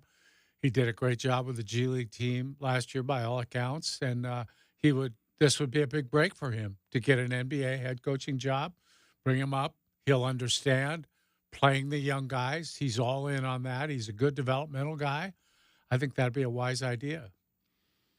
How much experience for 1 year for a guy like Moran, how much would that mean in terms of what you would learn being the captain of the ship? I think it means a lot. I think you get that shakedown cruise, that 1 year where you need to get the kinks out. You need to learn all the fine-tuning things that you don't know until you sit in that chair. There's some things you have to learn on the job. He'd get that out of his system. I'm not so sure long-term he wouldn't be good. He has a great rapport with players. He can be tough when he needs to be. This is something that nobody but me thinks is important. He's tall. He's a big guy. He looks these guys in the eye.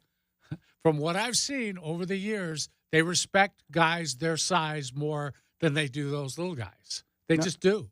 No, I agree with that. In fact, do you? Yeah, I do. And I'll tell you why. Because, my buddy and workout partner, Luke, who because he's trained you for years. Yeah.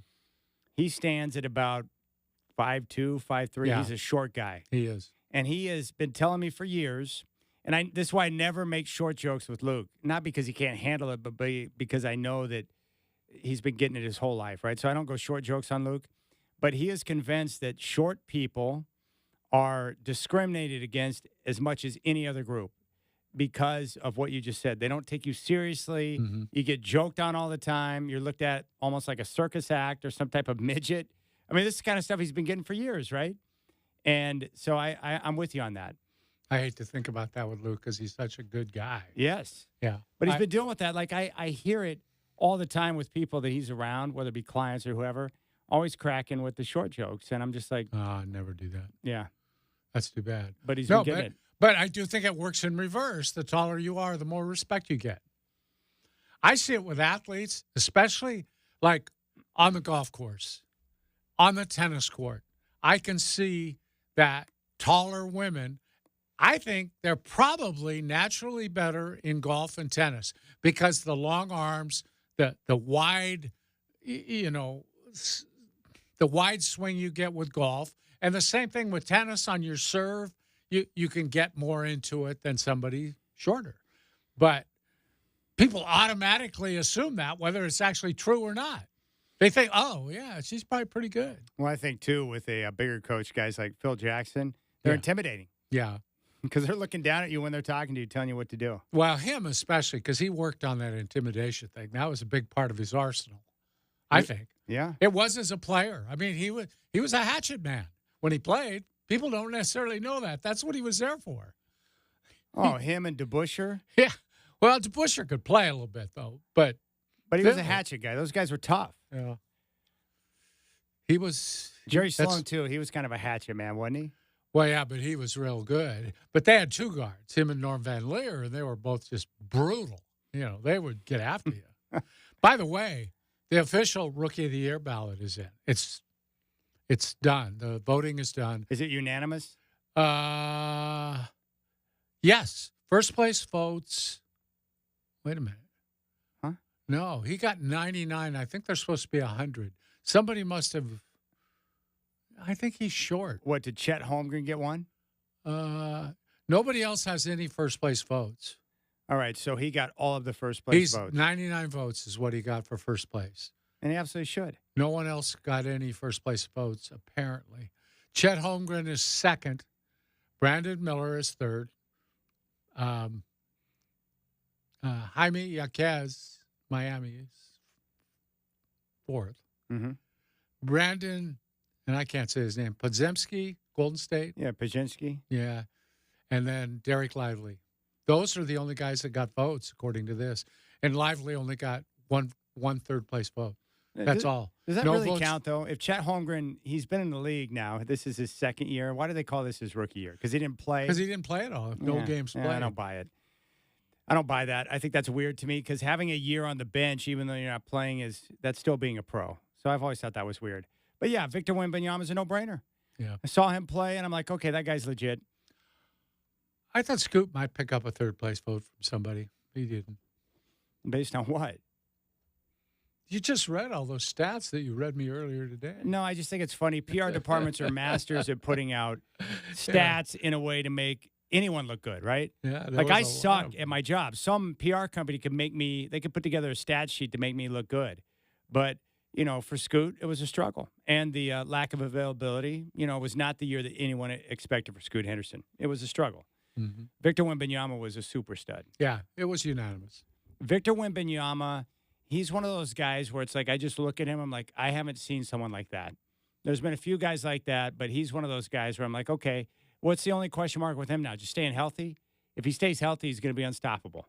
Because how do you stop a guy like that? He can shoot over the top of you. He can get to any position. He can run the floor. He can defend and block shots. He can defend the three-point line. He and Chet Holmgren are freaks because they've got the size to be the five, but yet they can defend at all levels. It's not fair. I agree with you on that, and I'm curious what you think. The only question is his health. But what do you think about his health? That's the question. I still have the same doubts you do about tall, thin players running the floor, playing 82 games a year. Yeah. Will he stay healthy? I think in the end, it'll probably be a bit of a struggle. Him and Chet both. Yeah, that's my concern for both of them. Just their smaller ectomorph type bodies. How it holds up over the course of time with the banging and the bodies and the different people. That's a concern, much like we have when we look at Jaden Daniels, quarterback, who's now going to be at Washington. The lanky body, how will it hold up to the punishment? All I can say with Chet Holmgren is that, props to him. I truly thought that he was going to be a disaster. And it did not surprise me when he got broke down and hurt himself and missed all of year one.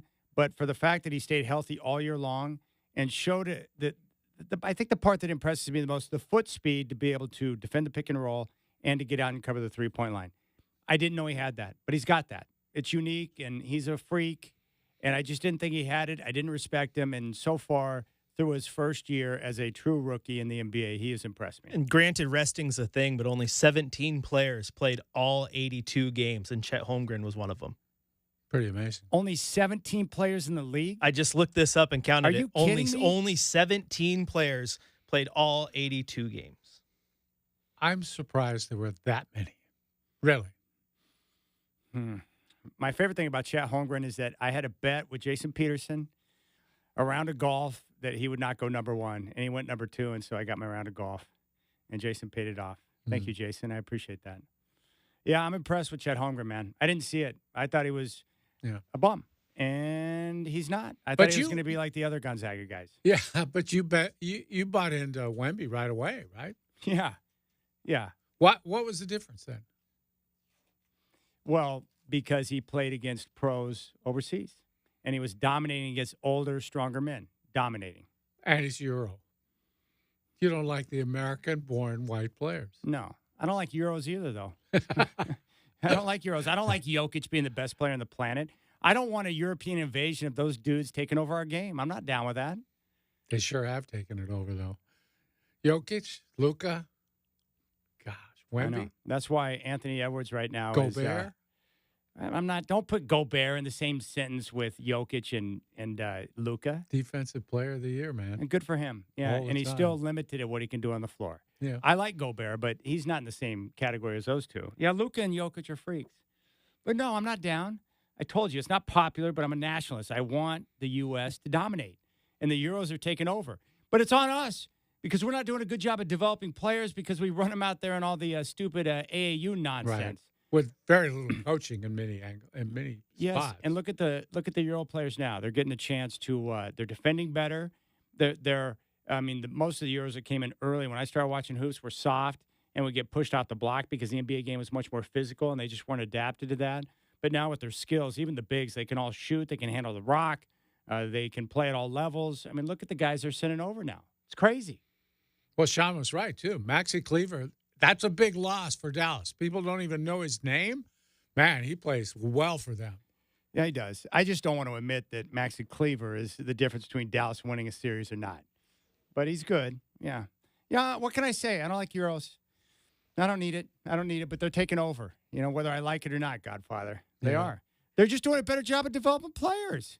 What do? We send guys into AAU, and the best players get the ball in their hands all the time. We don't teach any type of movement off ball. Guys don't know how to set screens. It's all hero ball. Yeah. How does that help? We don't even have a freaking the Pete Newell big man camp hasn't even been around for a few years now. Yeah, you're right. That's a travesty. Yeah. That's great. What's scary is you sit here and talk about the Euro takeover, and did we not mention Giannis? like think about it. Yeah, there you go. Another foreign-born player that's dominant. Hey, watch out for those Canadians too, Shea Gilgeous-Alexander. Yeah, the Canadians are really, and now they have their own pro league. It's going to get nothing but worse. They keep producing players up there. Yeah, I don't like that either. Freaking Canada, now Europe, everyone's just taking over. And we're just sitting on the side pumping guys into AAU. Pretty soon, Mexico is going to be supplying a lot of our players. That's suckage. Total suckage. How are we going to do in the Olympics this time around? I think it's going to be tough because we got all those old guys. Let's send all these old guys who've already been eliminated from our playoffs. Let's send them over there and see how they do. I'm not so convinced. Some of those teams over there are tough. And they play together every 4 years, same guys. Patty Mills will be back there for Australia playing his little tail off for the Aussies, and they'll be good too. It's interesting, too, when you talk about foreign-born players is obviously you have Joel Embiid from Cameroon, And former Blazer Al Farouk Aminu has put in a lot of time with the NBA Africa. And I believe Dwight was the first player to come out of that NBA Africa pipeline and make it to the NBA. So it'd be interesting to see how that influence of NBA Africa and the talent of Joel Embiid influences basketball over there. But Embiid got U.S. citizenship. He's going to play for us. True, but I'm just saying. Yeah. That's pretty amazing. I like Embiid, but that doesn't count. You're going to disown him? I'm not going to disown him, but, I'm on Ant Edwards train right now. He's our only hope. Do you think Anthony Simons can continue to use the Ant nickname, or is he going to have to give that up pretty soon? No, Ant. There had can it only first. be one Ant. No, Ant had it first. So I'm sorry, Anthony Edwards. We're going to have to share the nickname. It is what it is. And Ant Edwards is now becoming something to where maybe he can just be like Kobe and create his own nickname and get away with it. I don't know how. Kobe's the only guy I know that could dub himself and got away with that. Yeah. How do you do that? He did that, though. And when you're good enough, you can dub yourself. But that's normally dubbing yourself something is not cool. And usually a nickname, this is always given to you. Our Ant gets it because it may be hard to believe, but he's, 2.5 years older than Anthony Edwards. Yeah. But 2.5? He's been in the league forever. Yeah. Isn't that wild? Ant Edwards, at least it makes sense. Anthony, A-N-T. Anthony doesn't make as much sense. A-N-F. There's a lot of nicknames that don't make sense. P-H. There's a lot of nicknames that don't make sense. What was the best nickname? Iceman? George Gervin? That was a good one. Everyone thought Magic's nickname was Magic, but it wasn't. He was known as Buck. And everybody called him Irvin, actually, around the Lakers. If they didn't call him Buck, I never heard any of those guys call him Magic. It was Irvin or Buck. Yeah, Irvin or Buck. Yeah, Iceman George Gervin's got to be right That's there. a good one. In baseball, I always thought Yogi Berra was a pretty good one. No one even knew his real name. It was Yogi. Yogi wasn't his real name, but that's all anybody called him. That's a great nickname, Yogi. Because he used to sit around like a yogi guy, No, I don't know. What is a yogi guy? Cross-legged, sitting on the ground, meditating, stuff like that. Huh. I just thought he was named after, hey, yo, boo-boo, let's go get another picnic basket. No, that came much later. Okay. Yeah. Hey, growing up as a short man myself, I was a big fan of Mighty Mouse when Damon Stoudemire played here. That was a good one. Yeah. I like Stoudemire. He had the Mighty Mouse tattoo on his arm, too. That's right. That's a good nickname. I don't know. Larry Legend, dubbed by Peter Vesey, very good. Because that's the only way you can describe Larry Bird. The ones I like are the ones that people actually called him by that. It's like Clyde the Glide. No one ever called him Glide. Never heard that, ever. It was Clyde or CD. People called him CD quite a bit. But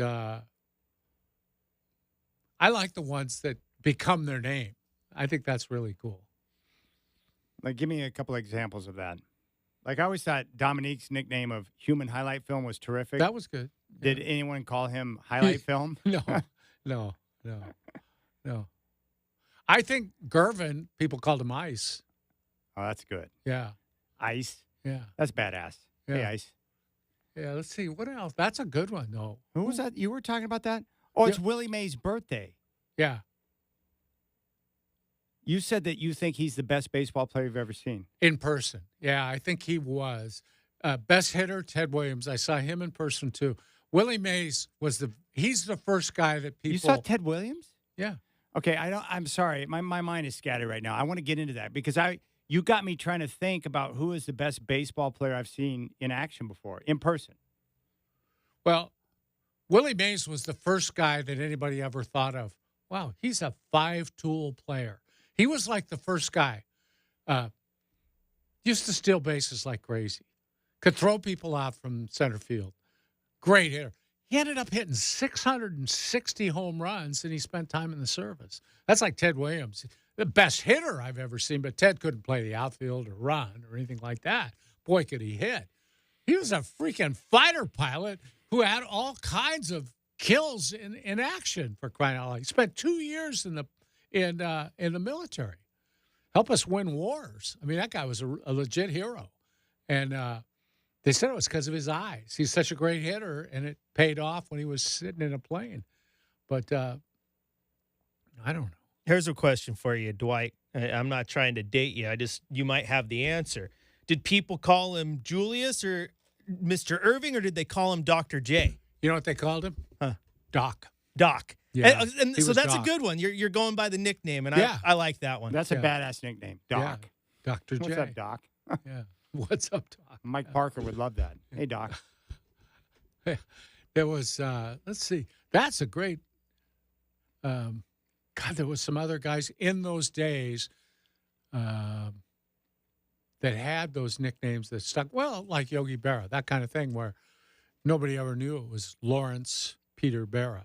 Now I'm kind of sounded like Mike Parker. I'm glad you're telling me this because you do kind of sound like Parker. I always thought of Yogi Bear with Yogi Berra. That's what they that's named image the that comes cartoon to mind. after him, yeah. Does Steph Curry count since no one knows his name's Wardell? What? Right. Exactly. Wait, what? His first name's Wardell. Steph's his middle name. Yeah. There's Wh- been other players that Who went the- by their middle name. You trying to tell me that Sonia and Dell named him Wardell? He is Wardell. That's a terrible name. No wonder he switched it to Steph. Was that his dad's first name too? It is. He is Wardell Stephen Curry II. Yeah, that's what I thought. I'm glad to see they're respecting their family name by not going by their names. All right. Here's what I'm gonna do. I'm gonna make a list and of the players that I've seen live in baseball, and you can tell me who the best player is that I've seen. Oh, okay. By the way, Fred McGriff had a pretty good one too. Crime Dog. That was a good one. Because McGriff, the crime dog. Yeah, remember I know, but did he go by who called No. him? that? Nobody called him. The TV guys would call him Crime Dog once in a while. Okay. I think I know who the best baseball player is that I've seen live. I think. Okay. But you can tell me if I'm wrong or not. All right, we'll keep things rolling. we have Justin. You're going to wait? That's a tease? Well, we're Justin Myers on the clock right now, so I think we should probably get to break. Okay. We don't have to. Just give a middle finger You're to the the clock boss. and keep talking. As long as we're on at the top of the hour, we're good. Who is the best baseball player? I think I know. I've seen him once and probably. But I'll let you choose because you're the baseball expert. And Rip City Drive with Dwight and Chad. We were going to talk about certain things, but like usual, the ship is heading for destruction. I'm going to make a list for the Godfather, and he'll break it down for me next.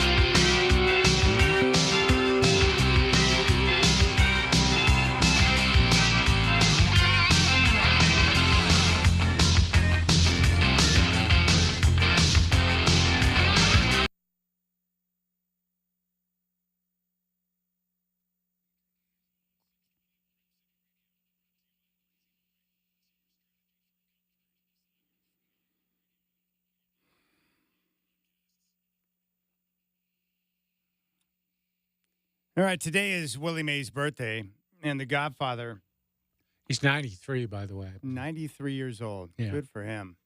And you made the statement that he's the best player that you've seen in person. Of all the guys, you've seen a lot of guys. I have. He's actually the oldest living Hall of Famer, too, I believe now. Yeah. But of all the greats, you would give him the edge. I think so. It's so hard to compare eras, but yeah, he could do everything. All right. I, out of curiosity, just put together a short list of all of the big names that I know I've seen in person. Mhm. I've got them broken up into 4 separate groups. So what I'm going to do is have you choose one from each group, and then we'll just whittle it down until we get down to the best Okay. player All I've right. seen in person. All right. And you can be the deciding factor because you know more about the game than I do. From Group 1, here are your options. Darryl Strawberry, Don Mattingly, Cal Ripken, Barry Bonds, or Todd Helton. Barry Bonds. Okay, I figured that would be your answer. I would have been surprised if it wasn't. Here's Group 2. Derek Jeter, Mariano Rivera, Alex Rodriguez, Ken Griffey Jr., Mark McGuire. Whew.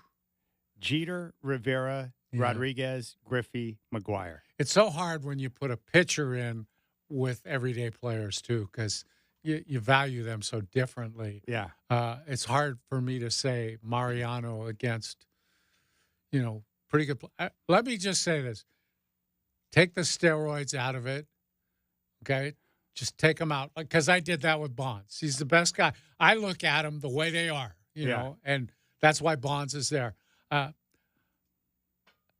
A-Rod probably would get the nod over Griffey. I know Mr. Burkhardt in the other room would have a real problem with that. But if you look at the numbers, it's not even close, really. That is a smoking hot take right there. But I will trust you because you are the baseball expert. So, Well, Alex Rodriguez, also the biggest douche of the group, too. All right, Group 3, Dennis Eckersley, Clayton Kershaw, Mookie Betts, Gary Sheffield, or Trevor Hoffman. it's got to be Kershaw among that group. Yeah. Okay. All right, good. I would agree with that. Clayton Kershaw, even though he gets banged on for the lack of postseason success, you can make the argument that he's the greatest pitcher in the modern era. Yeah, I would take Randy Johnson over him. Yeah. But I would take Greg Maddux over both of them. well, that's another one. Yeah, for But sure. those three right there, in terms of modern era, those are the three guys that you look at. And if you look at Kershaw's numbers, it's hard to argue it. I mean, he's been unbelievable for an extended period of time. Well, Right. Nolan Ryan would be, if you talked about all the pitchers too, and you look at his no-hitters, his one-hitters, all that stuff. Well, he's my number one. Okay. I'm in love with Nolan Ryan. I will always be in love with Nolan Ryan, and I don't like anyone who speaks badly of Nolan Ryan. Here is Group 4. Let's see here. Tony Gwynn, Mhm. Aaron Judge, Matt Bum. What? Well, that's a real unusual grouping of players. One of the great singles hitters, a great home run hitter, and a pitcher. Well, take your pick. Yeah. Judge, too early to judge his entire career by now. I would say Tony Gwynn. Okay, I don't have a problem with that. All right, so now you get to choose from the final grouping. Bonds, A-Rod, Kershaw, Gwynn. It'd have to be Bonds. Okay, I agree. It would have to be. Yeah, because as soon as I started going through it in my mind, I was like, oh, Yeah. it's got to be Barry. Yeah. Yep. Had a chance to see him play in Colorado. Yeah. Chad, I believe he belongs in the Hall of Fame. Yeah. I just disregard. No question. At some point, you have to just put the steroid stuff behind you and say, hey, everybody was using them. It's a different era. He did what he did. You can't subtract all those home runs. He did them. Well, and in his defense, he was great before he started using steroids, too. Yeah. Yeah. But, He was a lot more fun to watch when he was using enhancements. yeah, and I was always fine. If a player was willing to risk his life to entertain me, I was going to go along with that. Yeah, I but- just don't think kids should have them, you know? But Yeah. if you're an adult and you want to take that risk, take it. Yeah, Barry Bonds is sensational. Well, what he did everything you could ever ask a guy to do, really, and he made the game look really easy. Hitting particularly, he made it look real easy. Yeah.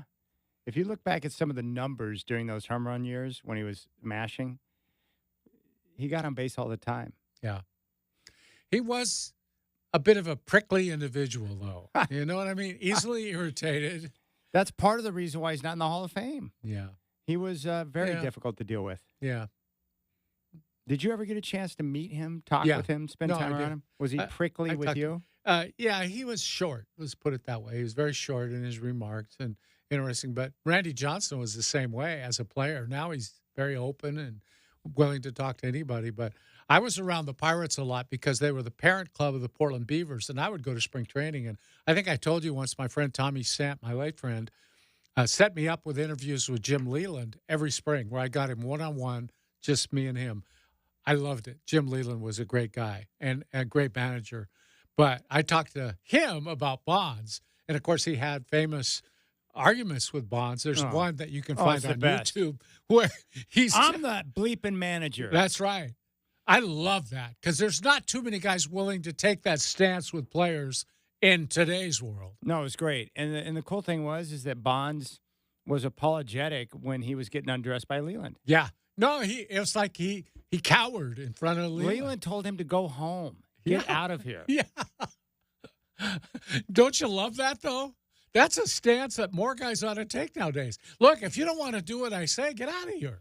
You know what's funny about that? Leland was not a tall guy next to Bonds. No, he was very small. He smoked a lot of cigarettes. It's my favorite thing about him. I hate to say it, but those shots in the dugout where he's just burning heaters. It was incredible. I'm like, whoa, Leland's like smoking again. Yeah. Oh, him and Earl Weaver was famous for it too. They just sit in the dugout and puff them. Yeah, like Jim Leland's the one guy where it's like normally I would not suggest people smoke, but Leland is cooler when he's burning heaters in the dugout. It's one of the greatest things I've ever seen. It's like, wait, what? Are you burning heaters? He was.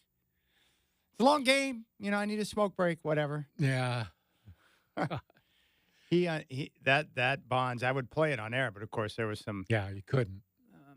Some obscenities that were dropped. You'd have to do a lot of work on that to play. But he went crazy on him. He's like, get the bleep out. He was telling him to go home. He's like, this is my bleeping team, and I'm the bleeping manager. Yeah.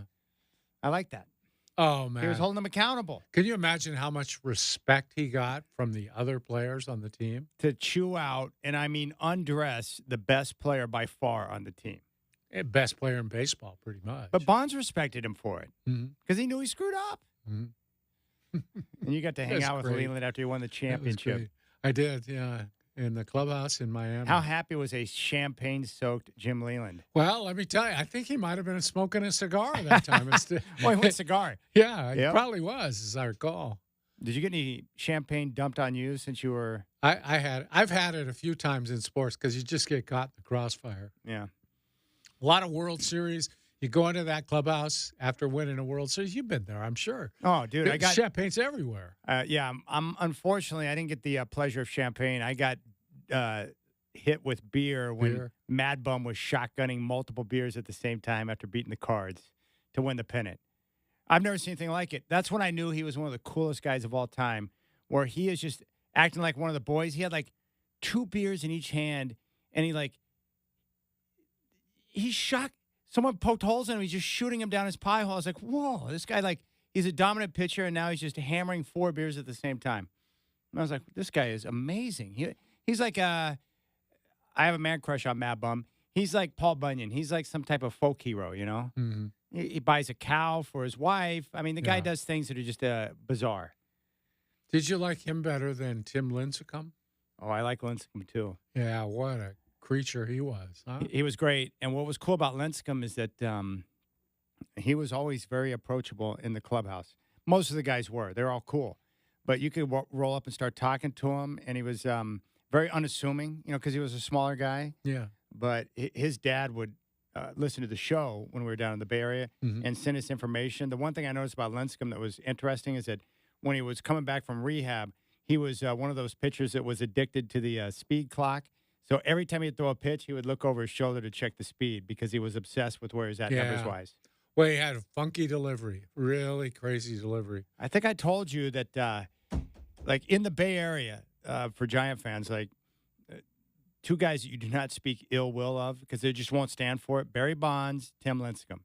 Barry Bonds they consider the ultimate, legend. And Lincecum is beloved because he's looked at as the first.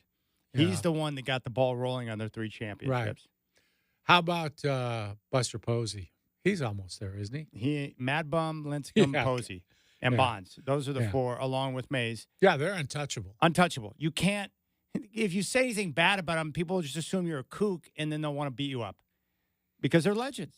I mean, really, what can you say? Well, Bonds was prickly. Yeah, he's one of the most dominant players of all time. Posey's like one of the nicest guys ever. Yeah. Consummate team guy. And then Mad Bum is just like the greatest postseason pitcher of all time. Hard to argue against that. And Lincecum, I forgot the exact stat, but he shares it with Koufax. It's like multiple World Series, like Cy Youngs and MVPs or something. He and I forgot what the numbers are off the top of my head, but he shares something only he and Koufax share together. Seattle guy and a UW guy. Yeah. I mean, for a short period of time, Lincecum was dominant, as you know. Oh, God, yeah. No, he would still be, but, I mean, his arm just – I think basically his delivery cost him a few years on the end of his career. His mechanics were really funky. Funky. Yeah.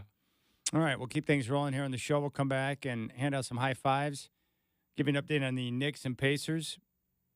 Hey, Burkhart, who is the best baseball player that you've seen in person? Well, I guess I have to agree with you because I've seen Barry Bonds. I went to a game in San Francisco. I also saw Griffey, so he's up there. But also, a player that I think is grossly underrated in the pantheon of baseball greatness, Ichiro Suzuki. Watching him play baseball was amazing. Dwight hates that because he doesn't like slappies. I don't care. Yeah, I don't like the punch and Judy hitters. No. Yeah, I also saw Jason Varitek, who does hold the crown as the only player ever to play in the Little League World Series, College World Series, Baseball World Series, Olympics, and World Baseball Classic. I hate Red Sox fans. I hate Red Sox fans, and I'm glad that he said that. I didn't know that about Varitek. I did see Ichiro hit a walk-off on Mariano Rivera up in Seattle one time. Yeah. Went into extras, and Ichiro guessed on a pitch and just smashed it out. Game over. I was bitter about that one. Mariner fans used to always tell me, he could hit home runs if he wanted to. He just doesn't want to. There's no one in the world who could hit home runs and didn't want to. I'm not buying that. Is that stuff about him being addicted to porn true? I don't know about that. I do know that everybody who played with him said he spoke perfect English, but he held on to that interpreter because he didn't want to do interviews. Well, that's right. I'm going to get an interpreter, so if I start gambling again, I can just be like, I don't understand what you're saying. Yeah, right. That'll work. All right. High fives up next.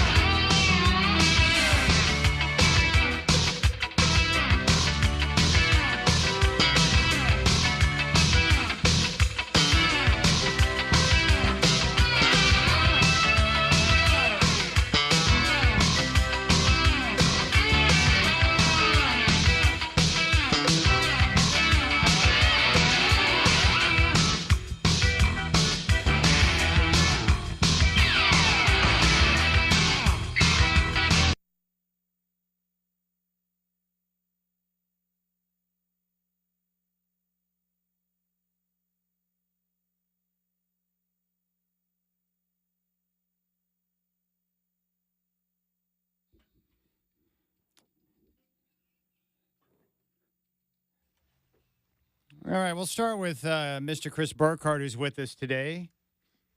You got any high fives you want to hand out? That's up to you, my friend, but I want to give you first dibs. Wow, that is quite the question. You caught me off guard because I'm never here anymore. That's okay. You don't have to have a high five. You're free to Godfather? pass. He's free to pass it up. I'll pass for a minute. Maybe I'll get one. Okay. Travis Bazzana, 5 home runs in 2 days. Gotta give it 5 home runs in 2 days. 5. Yeah. I just want to know what it's like to be on a heater like that. What does it feel like when you're up there at the plate and you're in a heater? You're asking the wrong guy, Chad. I haven't been on too many heaters at home plate. Is it similar to golf, or you're not even thinking, everything just looks? It is. The ball seems bigger to you. It looks like you're hitting a beach ball sometimes. The confidence is flowing. You feel like you know every pitch that's coming, all that. I can remember a game I had in Babe Ruth baseball. I was 14, I think, and I went 5 for 5. And the last time up, the guy pitching threw me a really good curveball on the outside half. And I reached out and doubled into right center. And I was standing on second base, and I thought, geez, I don't know if I've ever hit a curveball that good. And I was like marveling at what I just did. But it was, at that point, it was total instinct. It was just my bat doing things that I didn't even think about. And it's like, that's when you're really figuring it out. That's awesome. I'm going to give my high five out, as much as it pains me, to Chet Holmgren, who came in second behind Wemby in the Rookie of the Year voting. Yeah. I'm truly impressed. He played extremely well this year. But I understand where you are coming from, because he comes from that long line of Gonzaga stiffs who were The long line. Well, decent college centers, okay. Yeah. You know, Timmy was, he helped them win games up there, but just not an NBA player. No. Nope. But, man, he's good. And I guess what I didn't see is how, he and Wemby are the prototypes for the new age NBA center now. We don't want a guy that plays with his back to the basket. Give us someone who's got length that can protect the rim, someone that can defend the pick and roll and get out and contest the three-point line. Yeah. Oh, and by the way, we need you to shoot threes on the other end. Okay, I can do that. Yeah. That's hard to defend when you're big, can move like that. Impressive, man. Yeah, I agree, Chad. And you wonder, are there more of these coming up? There's got to be. Do you think this is just a brief interlude? No, I mean, it's got to happen, because if you're a big now, especially if you're overseas, you're going to learn to play that way. And if you're coming up in today's game, you're definitely not going to play. They're not doing inside out in AAU, so you're going to learn how to dribble and shoot the rock from downtown, right? Yeah. And on defense, hey, we need you to defend the pick and roll. And we need you to block shots. All right, I can do that. But most importantly, shoot threes. It's a new day. It's a lot different than what I grew up with Shaq and Hakeem and David Robinson and Robert Parrish and Kareem Abdul-Jabbar and the traditional feed into the post and then occasionally kick it out for the three. Get under the basket where you belong. Don't run out there outside. I mean, they didn't shoot threes back then. That's why Bill Laimbeer was like, wait, what's this guy doing? Yeah. He's a pick and pop center in the 80s? Are you freaking kidding me? That's just the way the game has changed. So I was going to tell you, there's a tweet out, and it's just perfect for you. Do you know that Twitter account, Hubie Talks Hoops? Yeah. It's not really Hubie Brown, but it's But when I read the tweets, I pretend it's Hubie Brown. Yeah, and they're funny. Here's this one. Did I ever tell you about the time I met actor Jim Carrey? I kept going on and on about how Ace Ventura, Pet Detective, and Dumb and Dumber are on a par with the greatest films of Charlie Chaplin. But he clearly wanted to talk about my basketball coaching. Go figure. Here's a photo. The photo is him, Hubie Brown, standing next to, guess who? Rick Carlisle. Oh, that's awesome. Yeah. There you go. You call him Jim Carrey all the time. He looks just like Jim Carrey. Yeah, in this picture he does too. That's awesome. Do you think J.J. Redick is going to get the Laker job? I do, Chad. It's just perfect. That's LeBron's choice, and he'll get what he wants. It's his podcast buddy. What do you think about that stat? LeBron in his career, 9 NBA coaches, 8 who have been fired. Fired by him, mostly. And the only one is what? Eric Spoelstra. Yeah. Did he want Spoelstra fired? Yeah, supposedly. He went into Pat Riley and said, "You ever get the itch to get back into coaching?" Dude. Pat said, "No, I don't get that itch." It's great. I can't imagine what it's like for Spoelstra to have a boss that's got balls of steel that's got your back. Yeah. I mean, he hand-formed Spoelstra into the exact guy that he wants. And he talks to players the way Jim Leland does. Yeah. Right? Yeah, you're going to bleep and do this. Yeah, You get the go bleep home. out of here. Yeah. And if you don't like that, then I'll bleeping trade you. Yeah. Hey, my Love office is open. Come see me. Yeah, No, I'm anytime you good. want. Anytime you want. All right, big thanks to Sean Highkin for joining the show. Chris Burkhart for being in for Michael Shacker. Justin Myers, the Kardashian, will have Rip City Mornings at 6. We're back on tomorrow at 3.